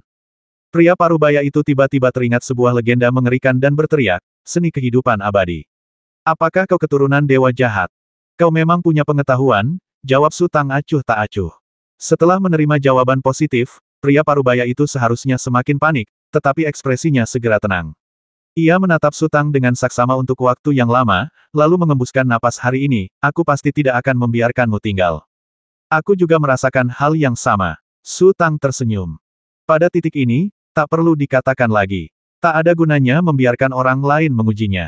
Faktanya, pria parubaya itu lebih memahami kekuatan seni kehidupan abadi daripada Su Tang, karena seni itu mewakili mimpi buruk ras Ibel. Pria parubaya itu perlahan mengangkat tangannya dan memberi isyarat dari kejauhan. Kemudian, sosoknya tiba-tiba berubah menjadi seberkas cahaya dan terbang menuju Su Tang. Su Tang menjentikkan pergelangan tangannya, dan pedang ajaib itu berubah menjadi tirai cahaya, menuju ke arah pria parubaya itu.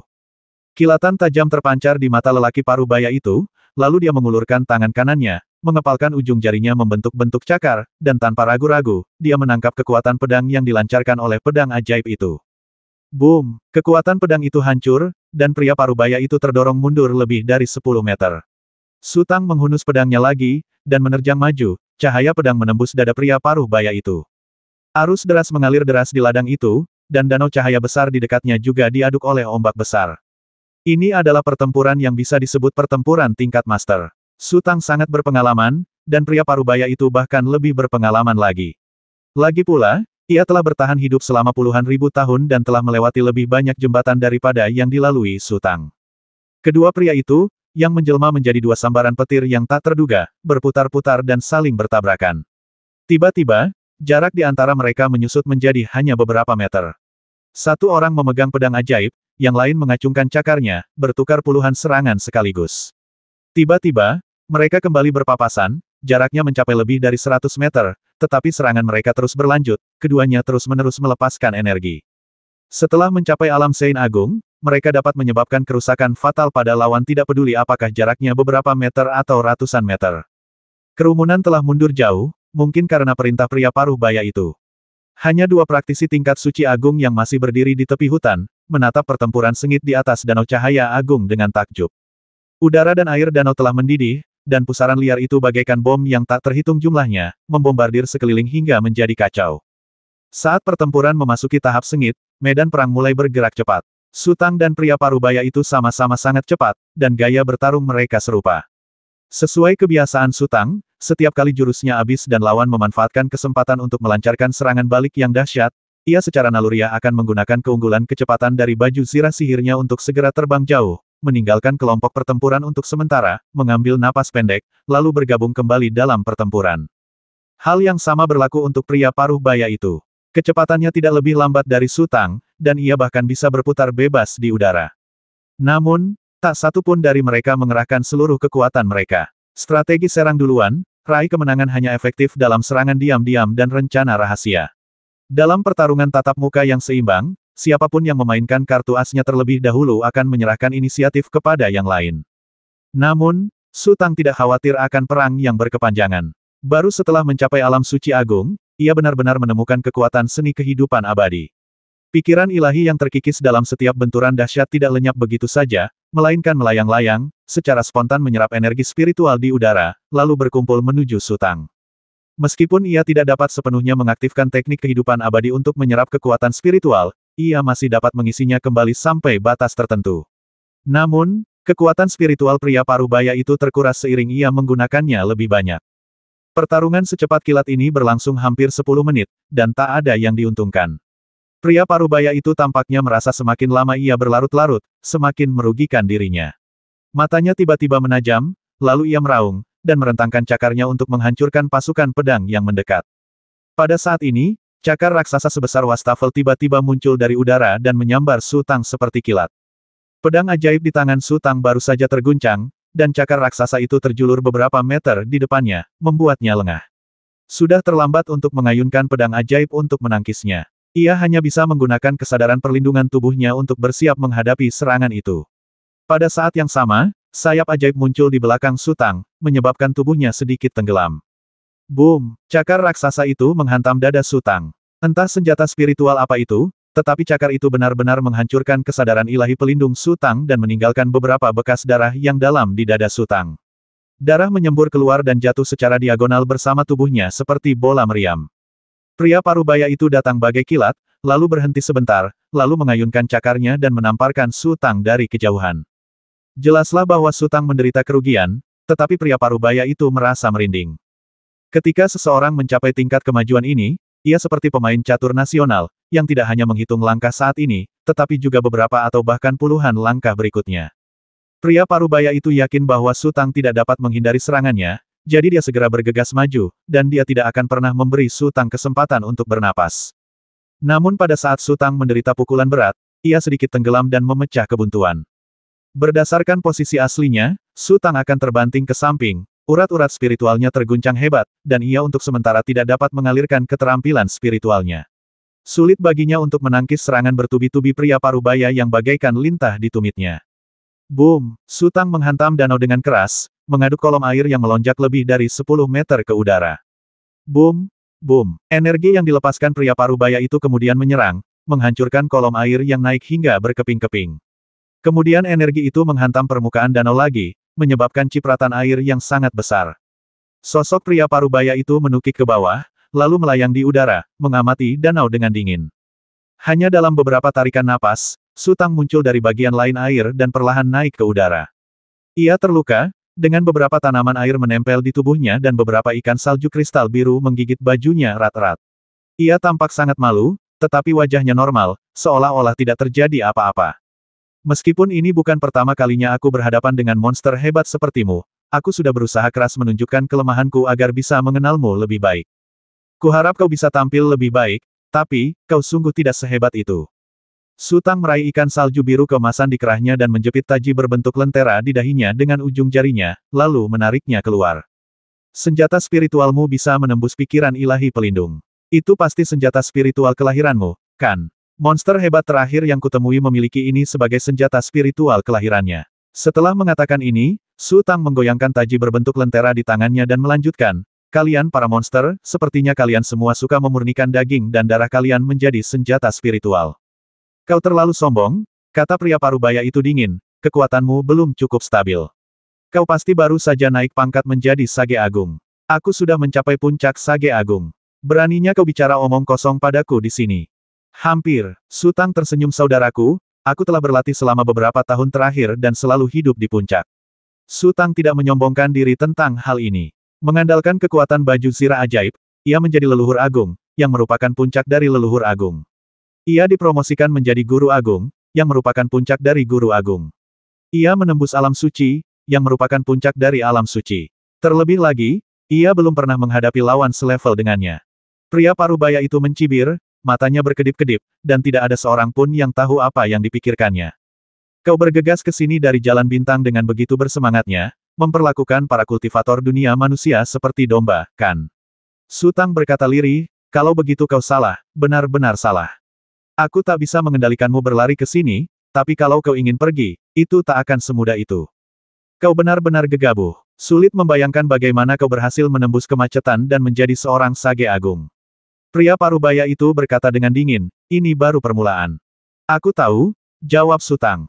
Sesaat kemudian, ia menghela napas ringan. Pusaran air hitam yang tak terhitung jumlahnya tiba-tiba meledak dari tubuhnya, bergulung-gulung, menderu, dan menyapu ke segala arah. Kau benar-benar punya benih roh ibel surgawi di tanganmu. Kalau kau bisa bertahan 30 atau 50 tahun lagi, aku mungkin harus menghindarimu. Tapi sekarang, ini saja tidak cukup. Pria parubaya itu perlahan mengulurkan tangannya dan meraung, mati. Boom! Sebuah cakar raksasa menjulur dari udara dan menyambar Sutang bagai kilat. Sosok Sutang terbang menghindari cakar raksasa itu, meninggalkan jejak bayangan di udara. Pusaran hitam itu pun mengikuti Sutang dan berguling ke depan, berubah menjadi tirai hitam yang menutupi langit dan matahari. Pedang ajaib di tangan Sutang melesat ke depan, dan kekuatan pedang itu langsung menembus jarak hampir 100 meter dan mengenai pria parubaya itu. Pria parubaya itu mengangkat tangannya dan meraih kekuatan pedang itu tanpa rasa takut. Tangan pria parubaya itu memiliki kekuatan untuk menghancurkan emas dan membelah batu, dan ia tidak takut berbenturan langsung dengan pedang ajaib Sutang.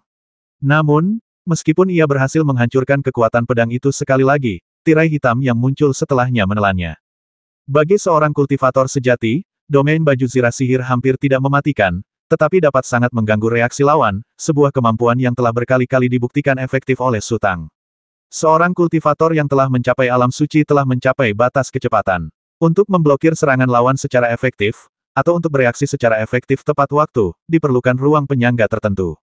Terlebih lagi, Sutang memiliki berkah baju zirah ajaib, dan kecepatan selalu menjadi keunggulannya. Jika ingin menghentikan Sutang, ia harus memiliki jarak pandang minimal 20 hingga 30 meter. Jika jaraknya terlalu dekat, Sutang akan tiba dalam sekejap. Sekalipun lawannya sangat kuat, ia hanyalah target yang dapat menahan pukulan. Melihat dirinya dikelilingi kegelapan, pria parubaya itu kembali mencibir, dan pupil matanya tiba-tiba memancarkan cahaya yang menyilaukan. Pada saat ini, Sutang menukik turun dari langit, dan pedang ajaibnya memunculkan tirai cahaya sepanjang lebih dari 100 meter, yang tak terhentikan dan menebas tubuh pria parubaya itu. Pria parubaya itu segera menatap tajam ke arah Sutang dan mengayunkan cakarnya ke depan pada saat yang bersamaan. Boom! Di tengah benturan keras aliran energi itu, lelaki parubaya itu menampakkan ekspresi terkejut dan tubuhnya terlempar mundur tanpa sadar. Sutang belum mengeluarkan kekuatan penuhnya, tetapi pedang ini telah merangsang 6 roh ibel hingga ke titik ekstrim. Segera setelah itu, sosok Sutang terus melesat maju, dan cahaya pedang muncul kembali. Pria parubaya itu mengangkat tangannya dan menunjuk Sutang, lalu sebuah massa udara berbentuk gelombang melesat keluar. Meskipun cahaya pedang Sutang membelah massa udara menjadi dua, kekuatan yang terkandung di dalamnya tidak lenyap. Aliran turbulen itu menghantam Sutang, dan menghasilkan kepingan-kepingan cahaya keemasan yang berputar-putar. Dengan kesadaran ilahi yang melindunginya, tingkat serangan ini tidak dapat melukai Sutang, tetapi tubuhnya terhalang sesaat, dan kemudian pria parubaya itu terhempas mundur, dadanya naik turun tiba-tiba menjadi ganas, dan sebuah bayangan samar muncul dari belakangnya dan perlahan naik ke udara. Bayangan itu meluas dengan cepat dan akhirnya berubah menjadi seekor elang raksasa dengan lebar sayap hampir 10 meter. Elang itu kemudian mengepakkan sayapnya dengan kuat, melepaskan diri dari pria parubaya itu, dan melesat ke arah Sutang secepat kilat. Elang itu bergerak terlalu cepat. Sutang tahu bahwa ia tidak punya waktu untuk menghindarinya, jadi ia harus mengayunkan pedang ajaibnya sekuat tenaga, dan tirai cahaya itu pun runtuh. Boom! Tirai cahaya menghantam elang. Tubuh elang itu terpelintir hebat lalu jatuh. Namun, setelah jatuh lebih dari 10 meter, ia mengepakkan sayapnya lagi dan terbang diagonal ke punggung Sutang. Pria parubaya itu berenang cepat, dan sesosok bayangan muncul dari belakangnya, berubah menjadi elang dan terbang ke arah Sutang dari berbagai sudut. Sutang sangat terkejut. Bayangan-bayangan itu ternyata mampu menahan serangannya yang berkekuatan penuh. Mustahil. Setelah naik ke hadapan Sang Bijak Agung dan kembali ke dunia manusia, ia bisa merasakan kekuatan spiritual yang mendidih di dalam tubuhnya. Belum lagi bayangan-bayangan ilusi itu, bahkan gunung pun bisa dibelah oleh pedang. Tetapi sudah terlambat untuk memikirkannya sekarang, karena kawanan elang yang terbang cepat mengelilinginya dari segala sisi. Domain pedang ajaib itu tidak berpengaruh. Elang-elang itu mengunci sosok Sutang dengan erat, dan kecepatan terbang mereka jauh lebih cepat daripada Sutang. Sutang ingin menghindari jeratan elang-elang itu. Seperti kata pepatah, untuk menangkap pencuri, kau harus menangkap pemimpinnya terlebih dahulu.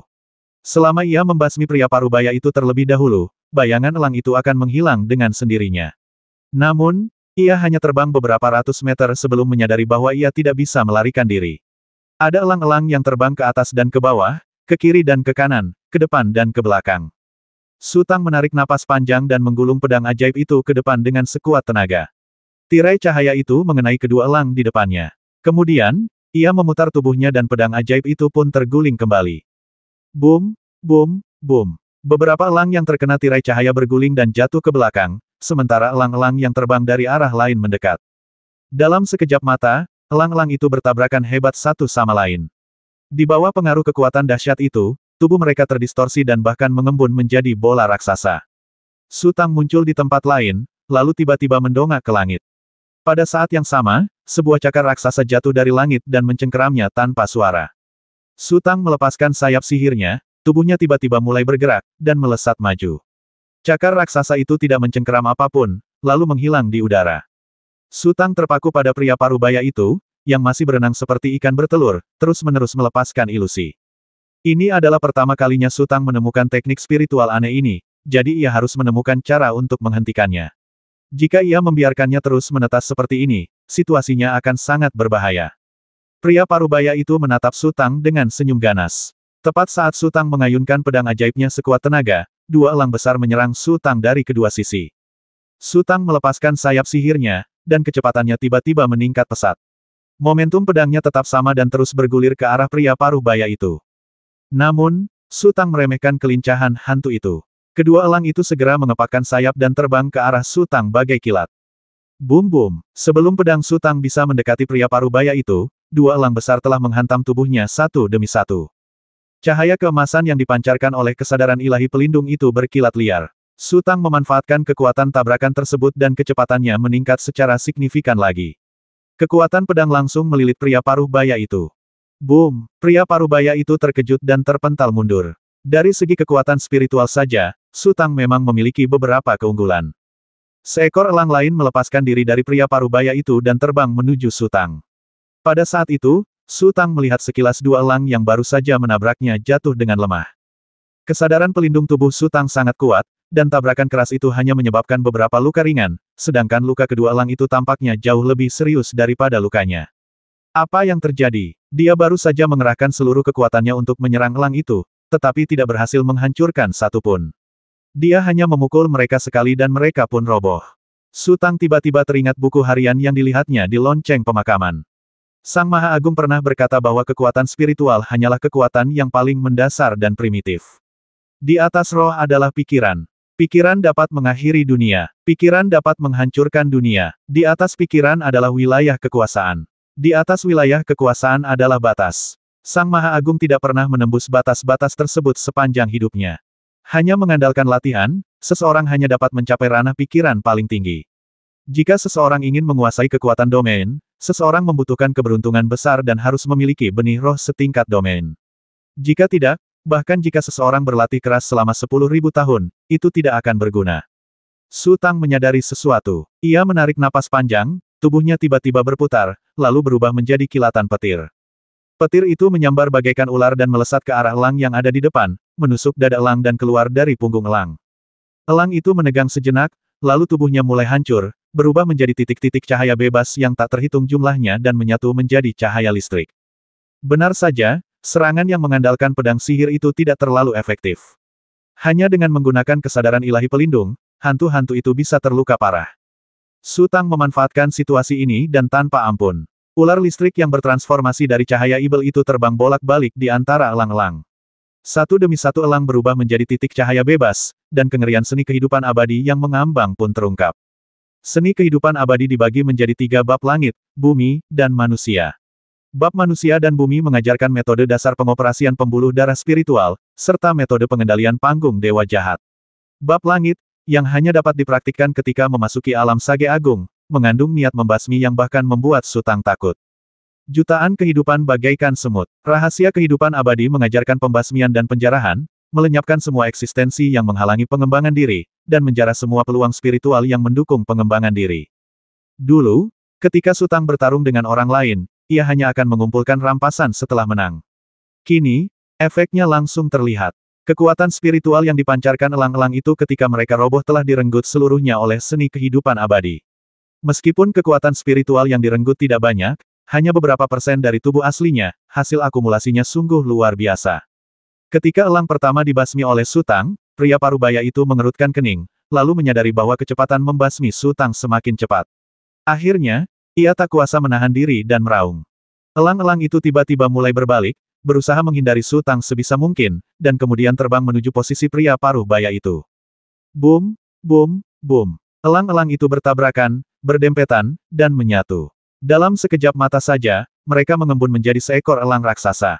Fluktuasi kekuatan spiritual yang dipancarkan oleh elang raksasa merobek udara dan berguling ke segala arah. Segera setelah itu, elang raksasa itu berteriak keras ke langit, dan kepakan sayapnya hampir menutupi seluruh danau cahaya agung. Siklon hitam yang dilepaskan oleh baju zirah sihir itu tertiup angin kencang bagai es dan salju yang mencair. Su Tangning berdiri di udara, ekspresinya masih tenang, tetapi perasaan pahit muncul di hatinya, karena dia tahu apa itu, Dharmakaya. Meskipun kekuatan spiritualnya mencapai puncaknya setelah menerobos alam suci agung, ia tidak dapat melepaskan citra dharmanya, karena pakaian sihirnya masih kekurangan 3 komponen. Apakah seorang praktisi agung di alam suci agung masih memiliki masa depan bergantung terutama pada apakah ia dapat mengembangkan citra dharma? Citra dharma adalah kunci menuju langit berbintang. Tanpa dukungan citra dharma, bahkan jika ia dapat keluar, ia tidak akan dapat bertahan hidup. Wah, kalau kau punya seni kehidupan abadi dan benih roh ibel surgawi, sayang sekali. Pria parubaya itu tertawa sinis dan berkata, berikan saja padaku. Begitu ia selesai berbicara, sosok pria parubaya itu terbang dan menamparkan Su Tang dengan kedua tangannya dari kejauhan.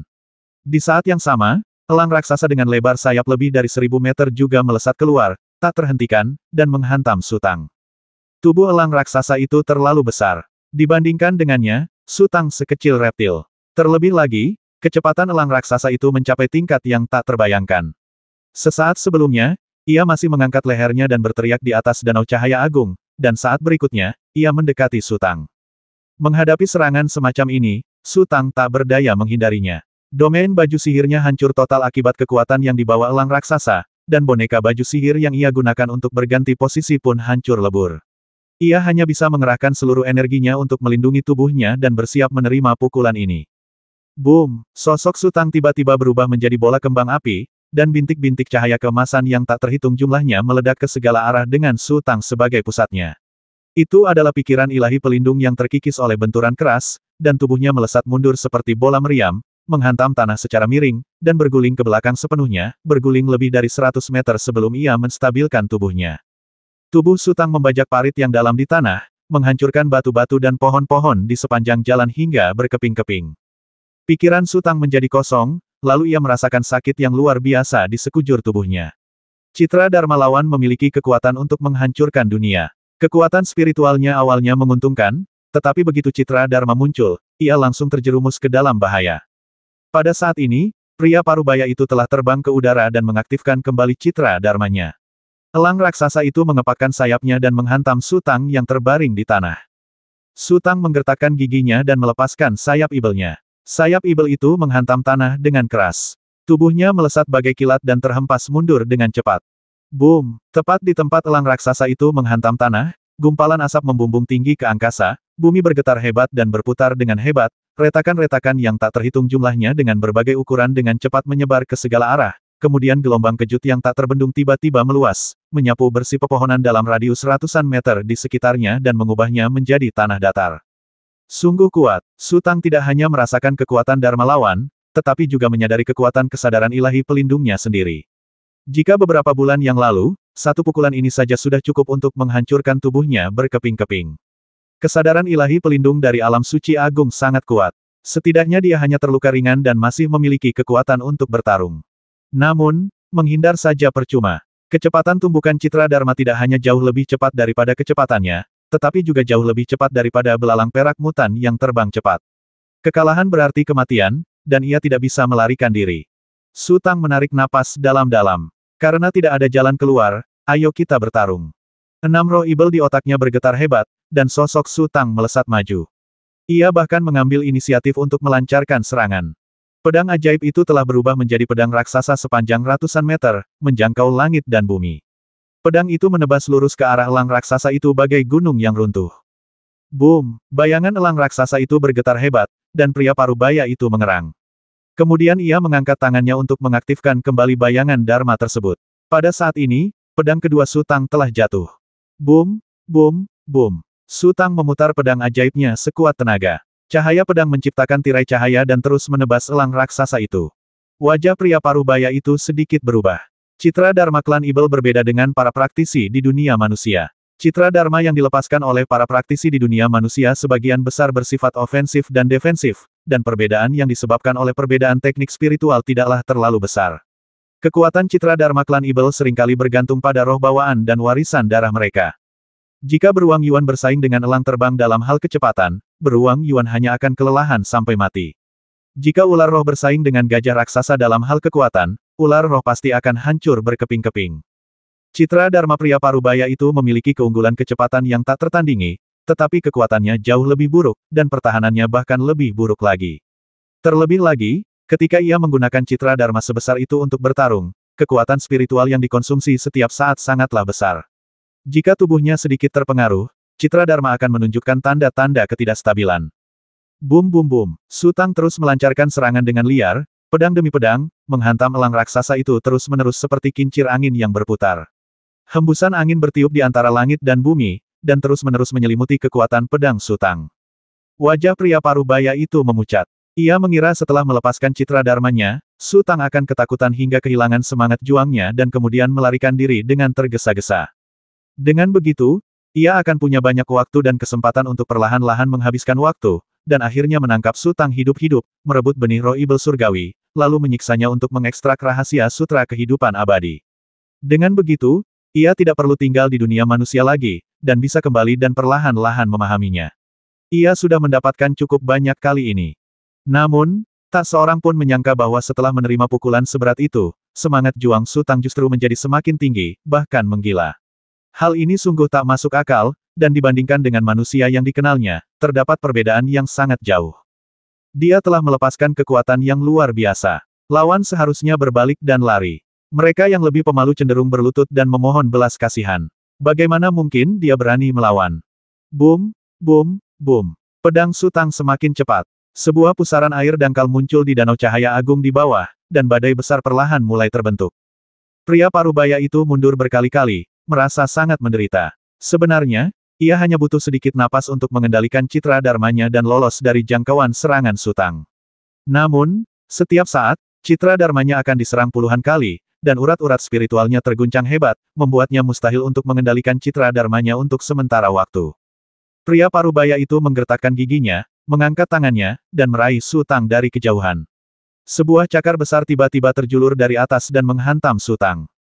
Su Tang mengabaikannya dan terus melepaskan energi pedang. Ketika cakar raksasa itu masih berjarak puluhan meter darinya, kecepatannya perlahan melambat.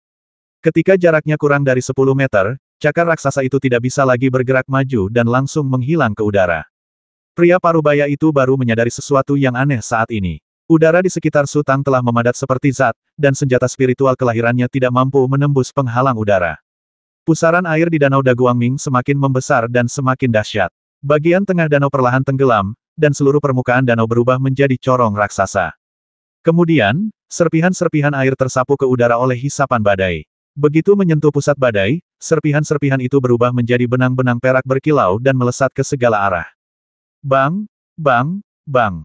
Asap dan debu yang tak terhitung jumlahnya memercik ke tanah. Kulit pohon langsung berlubang. Bahkan bebatuan pun tertusuk panah air yang tak terhitung jumlahnya dan berubah menjadi puing-puing runtuh.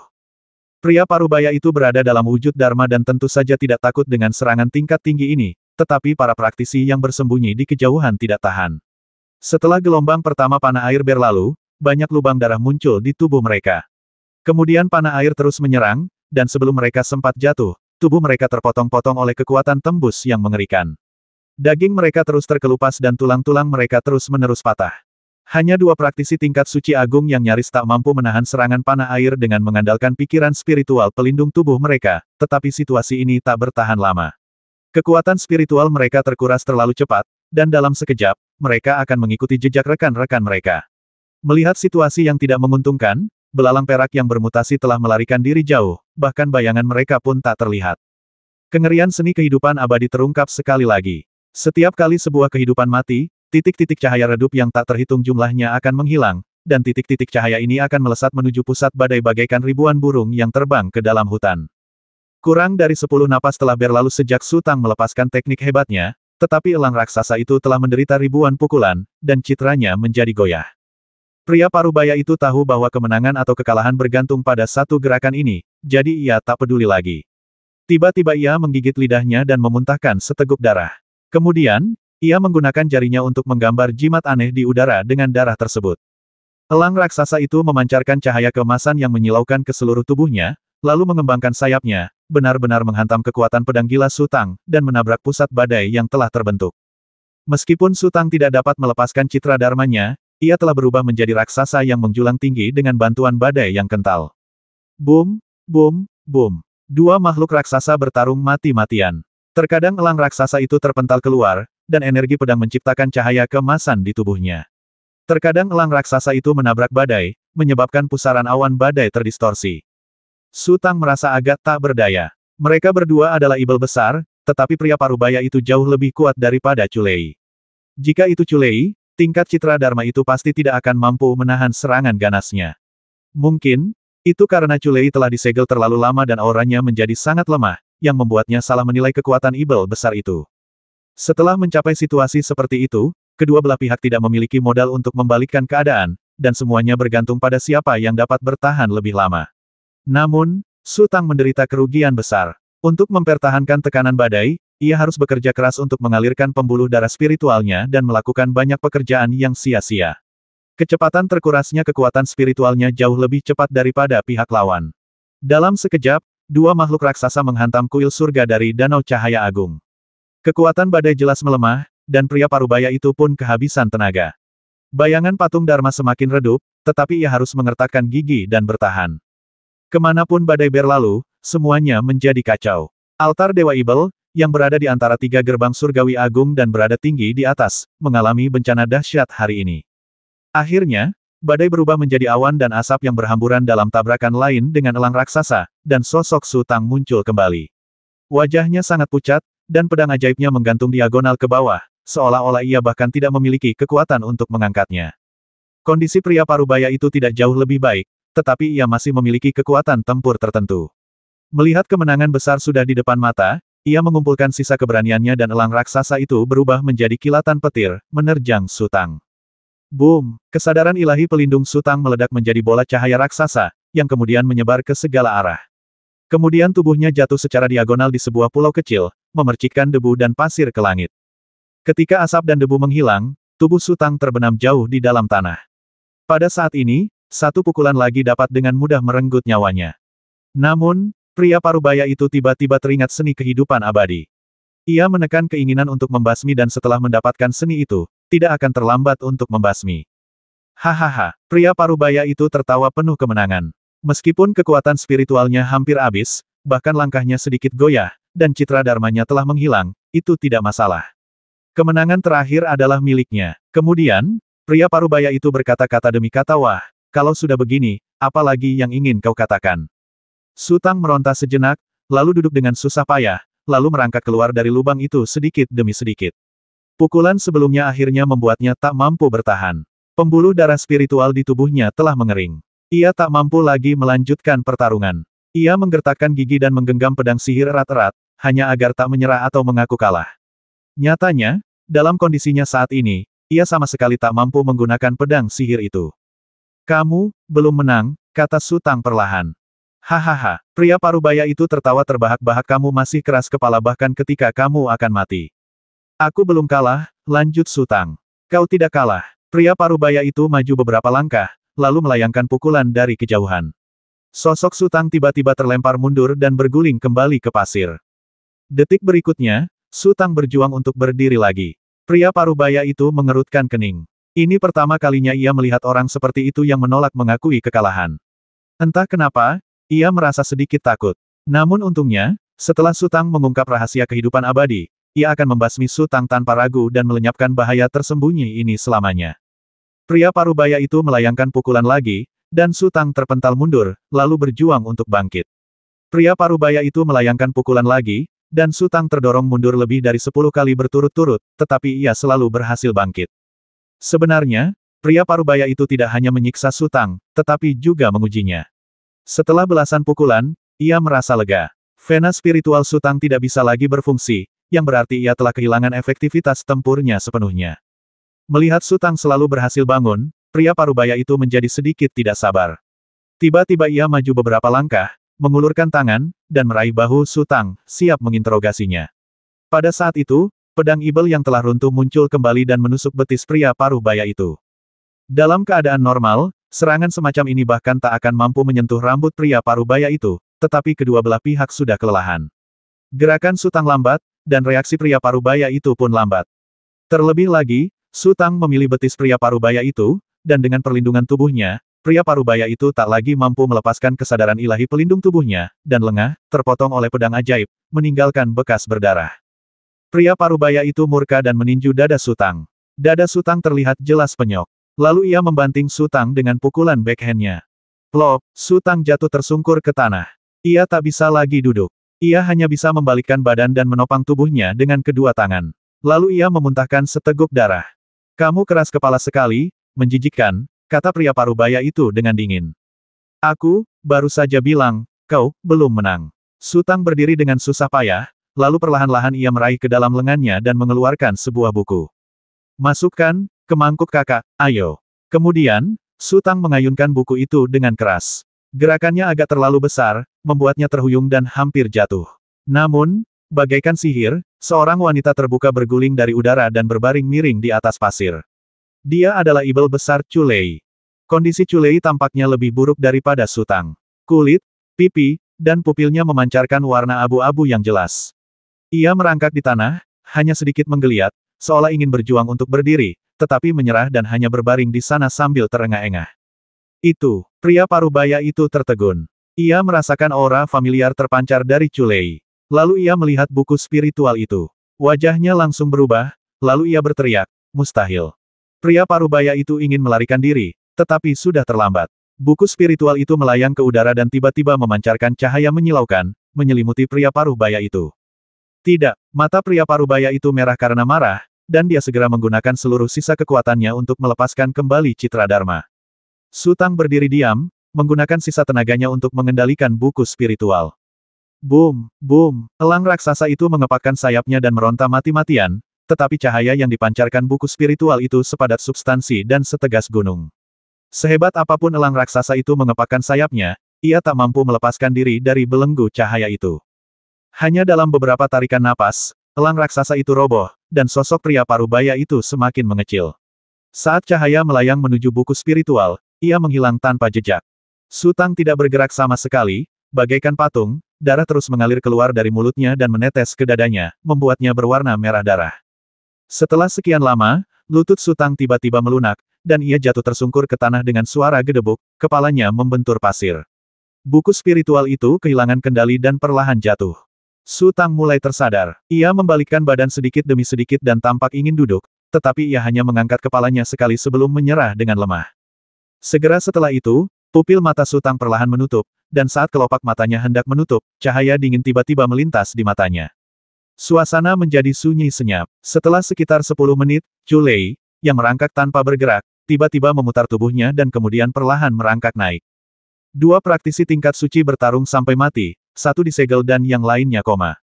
Pada saat ini, ia menjadi yang paling kuat. Chu Lei menatap Su Tang dalam diam. Entah berapa lama kemudian, kilatan ganas melintas di matanya, karena ia punya cukup alasan untuk membenci Su Tang. Sesosok ibel agung yang tersegel dalam sebuah buku spiritual hampir sepenuhnya kehilangan kultivasinya. Ia baru saja lolos dari buku spiritual tersebut dan tak tertandingi oleh seorang prajurit biasa.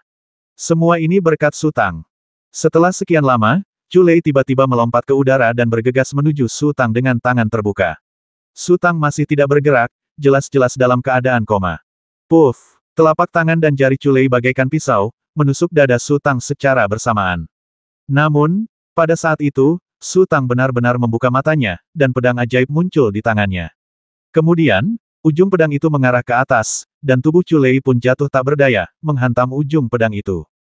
Telapak tangan Chu Lei menusuk dada Su Tang, dan pedang ajaib Su Tang juga menusuk perut Chu Lei, dan kedua sisinya terluka. Namun, Su Tang sudah siap menyerang, dan Chu Lei tiba-tiba diserang. Ditambah dengan siksaan yang dialaminya akhir-akhir ini, ia sangat takut pada Su Tang. Ia secara naluriah menarik tangannya dan mencoba melarikan diri. Pada saat ini, kaki Su Tang melilit kaki Chu Lei, dan lengannya yang lain memeluk erat leher Chu Lei, sementara tangan yang memegang gagang pedang bergerak dengan ganas. Darah mengucur deras dari luka di perut Chu Lei seperti air mancur, menodai pakaian Su Tang hingga merah. Chu Lei memutar tubuhnya dengan putus asa seperti ikan yang sekarat, tetapi karena ia terbuka, dari kejauhan, mustahil untuk melihat bahwa mereka sedang berjuang untuk hidup mereka. Sebaliknya, mereka tampak seperti pasangan yang sedang bercinta, dan Chu Lei sudah mencapai asme. Su Tang tak sanggup lagi menahannya. Setiap tamparan dan dorongan dari Chu Lei membuatnya merasa hampir pingsan. Namun, kakinya melilit tubuh Chu Lei dan tangannya melingkari leher Chu Lei dengan sangat erat. Ah! Chu Lei merasakan sakit yang tak tertahankan dan menghadapi ancaman kematian. Ia sudah menyerah dan mencoba mencakar, menggigit, dan meronta mati-matian, tetapi ia tidak bisa melepaskan diri dari belenggu Su Tang. Darah semakin deras mengalir, pikiran Chu Lei mulai kabur. Di saat-saat terakhir, secercah penyesalan tiba-tiba muncul di hatinya. Untuk apa repot-repot? Seandainya ia tidak begitu bertekad untuk membalas dendam dan memilih untuk tunduk pada kekuatan Su Tang, ia mungkin masih hidup. Sekalipun ia tidak ingin menyerah, ia masih bisa melarikan diri dengan tenang.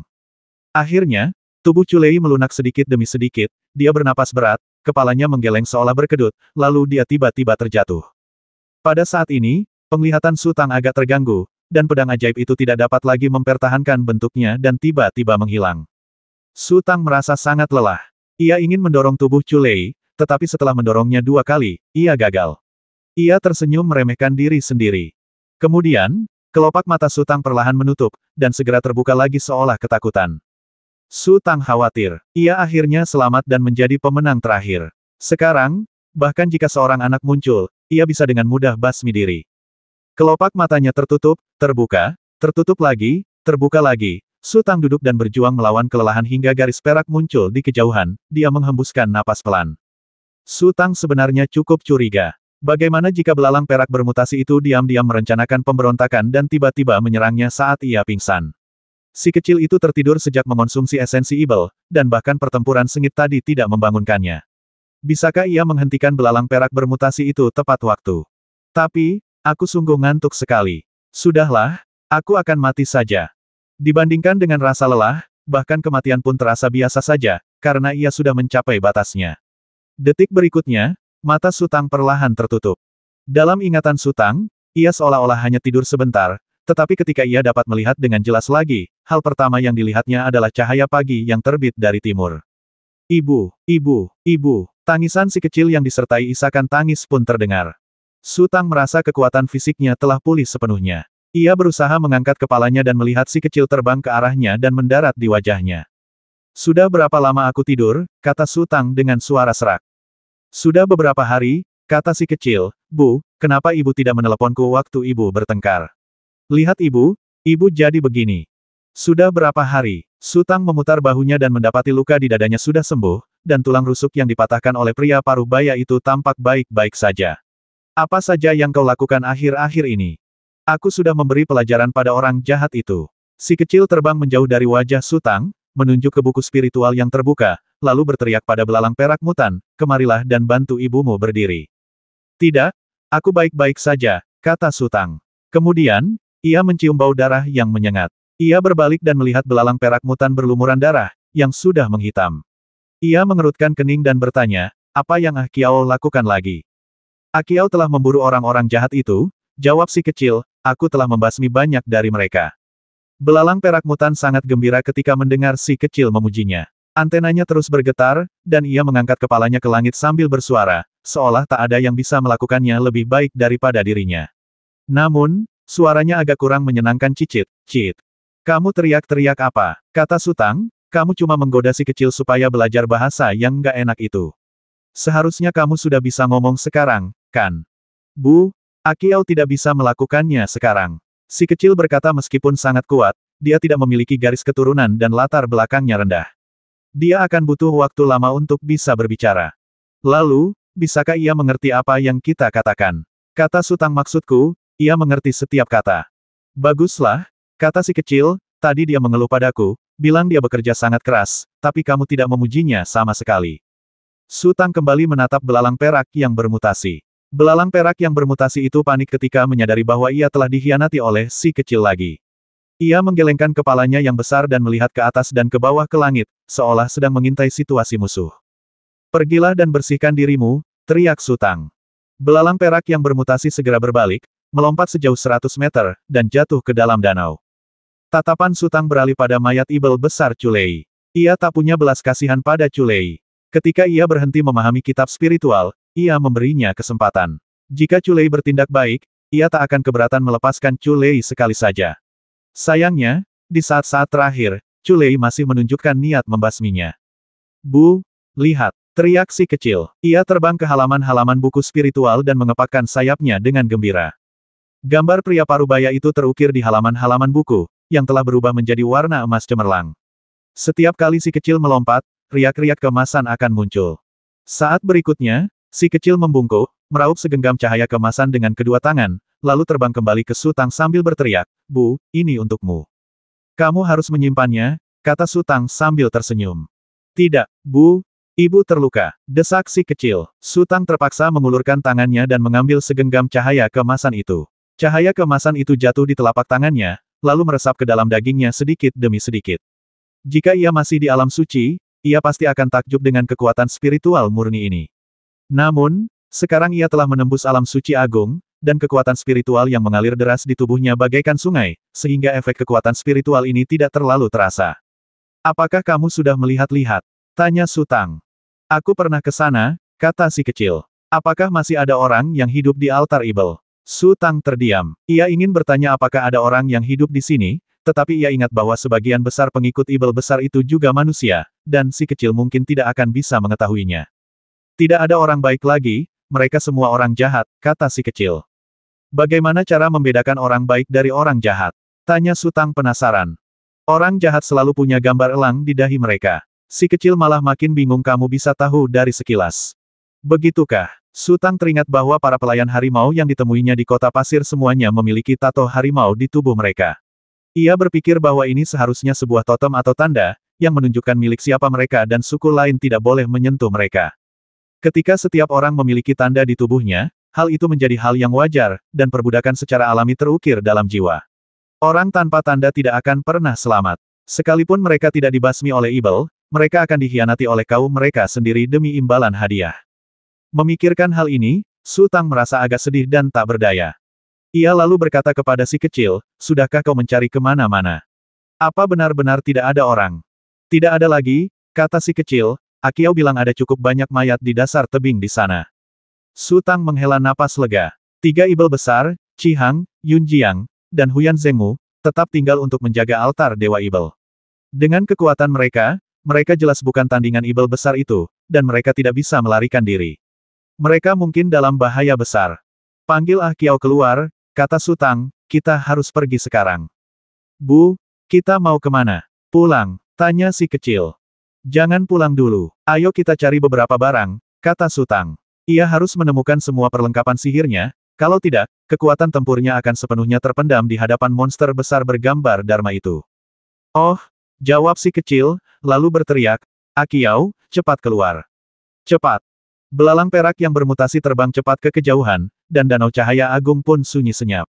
Setelah sekian lama, percikan air muncul di permukaan danau, lalu sesosok manusia perlahan muncul dari danau. Itu seorang wanita, wanita yang sangat aneh. Wajahnya tertutup sisik dan ada tonjolan daging di dahinya yang perlahan bergetar mengikuti gerakannya. Ia mengamati cukup lama, tatapan kosongnya tertuju pada mayat ibel besar Culei. Kemudian, emosinya tiba-tiba menjadi gelisah. Ia berenang ke tepi sungai dalam beberapa gerakan, membuka mulutnya selebar mungkin, lalu menggigitnya. Altar Ibel, salah satu dari 3 gerbang surgawi utama, mengalami bencana yang menghancurkan, sementara Laut Hijau dan Pengshan juga mendatangkan peluang atau bencana mereka sendiri. Di Laut Hijau, 2 lelaki tua duduk berhadapan, mengobrol dengan suara pelan. Situasi di Laut Hijau tenang, dan semua orang melakukan apa yang seharusnya mereka lakukan. Tidak ada pembasmian, tidak ada pertempuran, tetapi situasi di Laut Hijau sangat bergejolak. Ekspresi semua orang agak muram, dan sumber tekanan datang dari langit. Ada seekor kura-kura raksasa yang melayang di udara, ukurannya tak terbayangkan. Cangkangnya lebih dari 10.000 meter panjangnya, baik diukur dari depan ke belakang maupun dari kiri ke kanan, bagaikan awan gelap yang menutupi matahari dan langit. Ada bangunan-bangunan besar di atas cangkang kura-kura, dan banyak sekali orang yang berjalan di atasnya. Rasanya dunia di sini sempit. Kurasa kau mengerti maksudku, kata salah satu tetua berjubah hitam. Sebenarnya, tak perlu bertarung sampai mati. Menghitung mundur puluhan ribu tahun, kita semua adalah satu keluarga, masing-masing dengan jalannya sendiri menuju tujuan yang sama. Saya mengerti. Pria tua di seberang sana sangat hormat. Namun, banyak praktisi di Laut Hijau tidak mengerti. Saya butuh waktu untuk menenangkan mereka. Lelaki tua berjubah hitam itu mengerutkan kening dan hendak mengatakan sesuatu, tetapi tiba-tiba membeku dan mengangguk. Baiklah, aku akan berkunjung lagi nanti. Baiklah, kalau begitu aku akan menunggumu, kata lelaki tua di seberang sana sambil tersenyum. Lelaki tua berjubah hitam itu perlahan berdiri, berjalan keluar ruangan, menatap langit, dan sosoknya perlahan melayang. Kemudian, ia melesat dan terbang ke puncak kura-kura raksasa, lalu menghilang. Kepala kura-kura raksasa itu perlahan muncul dari cangkangnya, lalu meraung bagai guntur. Tubuhnya perlahan terangkat dan berputar ke selatan. Pada saat ini, semua praktisi di Laut Hijau mengangkat kepala dan menyaksikan kura-kura raksasa itu perlahan terbang menjauh. Ekspresi mereka berbeda-beda. Ada yang menghela napas lega, ada yang merenung, ada yang tertawa, dan ada pula yang mengumpat. Bang! Pintu tiba-tiba ditendang terbuka, dan Doukou melangkah masuk dengan wajah muram, menatap lelaki tua itu dengan dingin. Pria tua itu mendesah pelan dan menatap Doukou.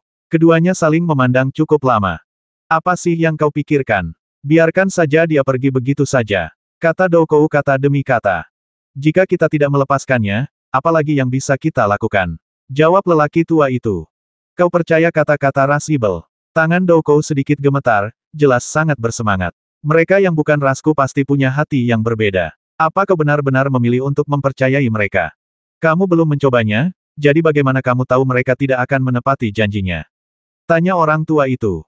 Haha, kamu bahkan belum mencobanya, jadi bagaimana kamu tahu mereka akan menepati janjinya? Balas Doukou dengan kata-kata yang sama. Jadi, saya akan mencobanya, kata orang tua itu. Kau ingin menggunakan seluruh masa depan Green Sea untuk mencobanya. Mata Doukou melebar dengan ekspresi tak percaya. Bukan giliranmu untuk memutuskan urusan Laut Hijau, kata lelaki tua itu dengan tenang. Napas Doukou terasa berat. Ia menatap lelaki tua itu lekat-lekat, lalu berbalik dan berjalan keluar. Di sebuah istana di atas tempurung kura-kura, lelaki tua berjubah hitam itu melangkah cepat memasuki aula. Di tengah aula, seorang pria gemuk yang sangat gemuk duduk di tanah seperti bola. Ia memegang lusinan batang bambu hijau zamrud di tangannya, mengayunkan batang-batang bambu itu sambil bergumam sendiri. Apa yang terjadi? Tanya lelaki tua berjubah hitam itu perlahan. Salah satu dari 18 ibel besar Yanyun telah disingkirkan. Pria gemuk itu mengangkat kepalanya dan berkata dengan suara serak. Siapa itu? Lelaki tua berjubah hitam itu tampak terkejut. Ini Lan Hongfei, jawab pria gemuk itu. Bagaimana mungkin? Pria tua berjubah hitam itu agak tak percaya. Di antara 18 ibel besar Yanyun, kekuatan Lan Hongfei bukanlah yang terkuat, tetapi citra dharmanya cepat dan luas jangkauannya. Jika dia ingin melarikan diri, tak seorang pun bisa mengejarnya. Bahkan lawannya adalah penguasa bintang dan harus menyerah. Bagaimana mungkin dia yang pertama terbasmi? Saya kurang paham soal ramalan itu, kata pria gemuk itu. Meskipun dia mungkin belum mati, peluangnya untuk bertahan hidup sudah habis. Dia seharusnya meninggal dalam beberapa hari ke depan. Pria tua berjubah hitam itu terdiam sejenak. Kenapa kau begitu panik? Apa hanya karena Lan Hongfei? Tidak, pria gemuk itu menggelengkan kepalanya. Saya menggunakan numerologi ilahi untuk menghitung beberapa peluang spiritual, cukup untuk memengaruhi naik turunnya klan ibel saya. Oh, apa idenya? Ada sedikit inspirasi yang dipenuhi niat membasmi. Ia akan membasmi dewa dan ibel jika mereka menghalangi jalannya. Hatinya sekeras besi dan ia bertekad untuk terus maju. Inilah niat membasmi. Ada sedikit inspirasi yang muram dan tertutup. Ia manis namun licik. Ia pelin-pelan dan takut dunia akan kacau. Inilah niat bencana. Ada sedikit inspirasi yang terkondensasi menjadi roh-roh jahat, tetapi agak aneh. Seharusnya ia berhati dingin, tanpa belas kasihan dan keinginan, dan akhirnya jatuh ke jalan jahat, tetapi, ia seharusnya ditarik kembali oleh sesuatu. Pria gemuk itu bergumam. Ketiga titik inspirasi inilah yang dapat memengaruhi kebangkitan dan kejadewa klan IBL-ku. Pria tua berjubah hitam itu menunjukkan ekspresi serius, karena ia tahu bahwa ramalan ilahi pria gemuk itu mampu mengetahui segala sesuatu di dunia. Selama bertahun-tahun, ia selalu tepat sasaran dan tak pernah membuat kesalahan. Bukan hanya mereka, kata pria gemuk itu, yang terpenting adalah sedikit inspirasi terakhir. Jika suatu hari nanti ras IBL-ku menghadapi bencana, itu pasti berkat orang ini. Namun, aku tak berani menghitungnya. Mengapa kau tidak berani menghitung? Teriak lelaki tua berjubah hitam itu. 710.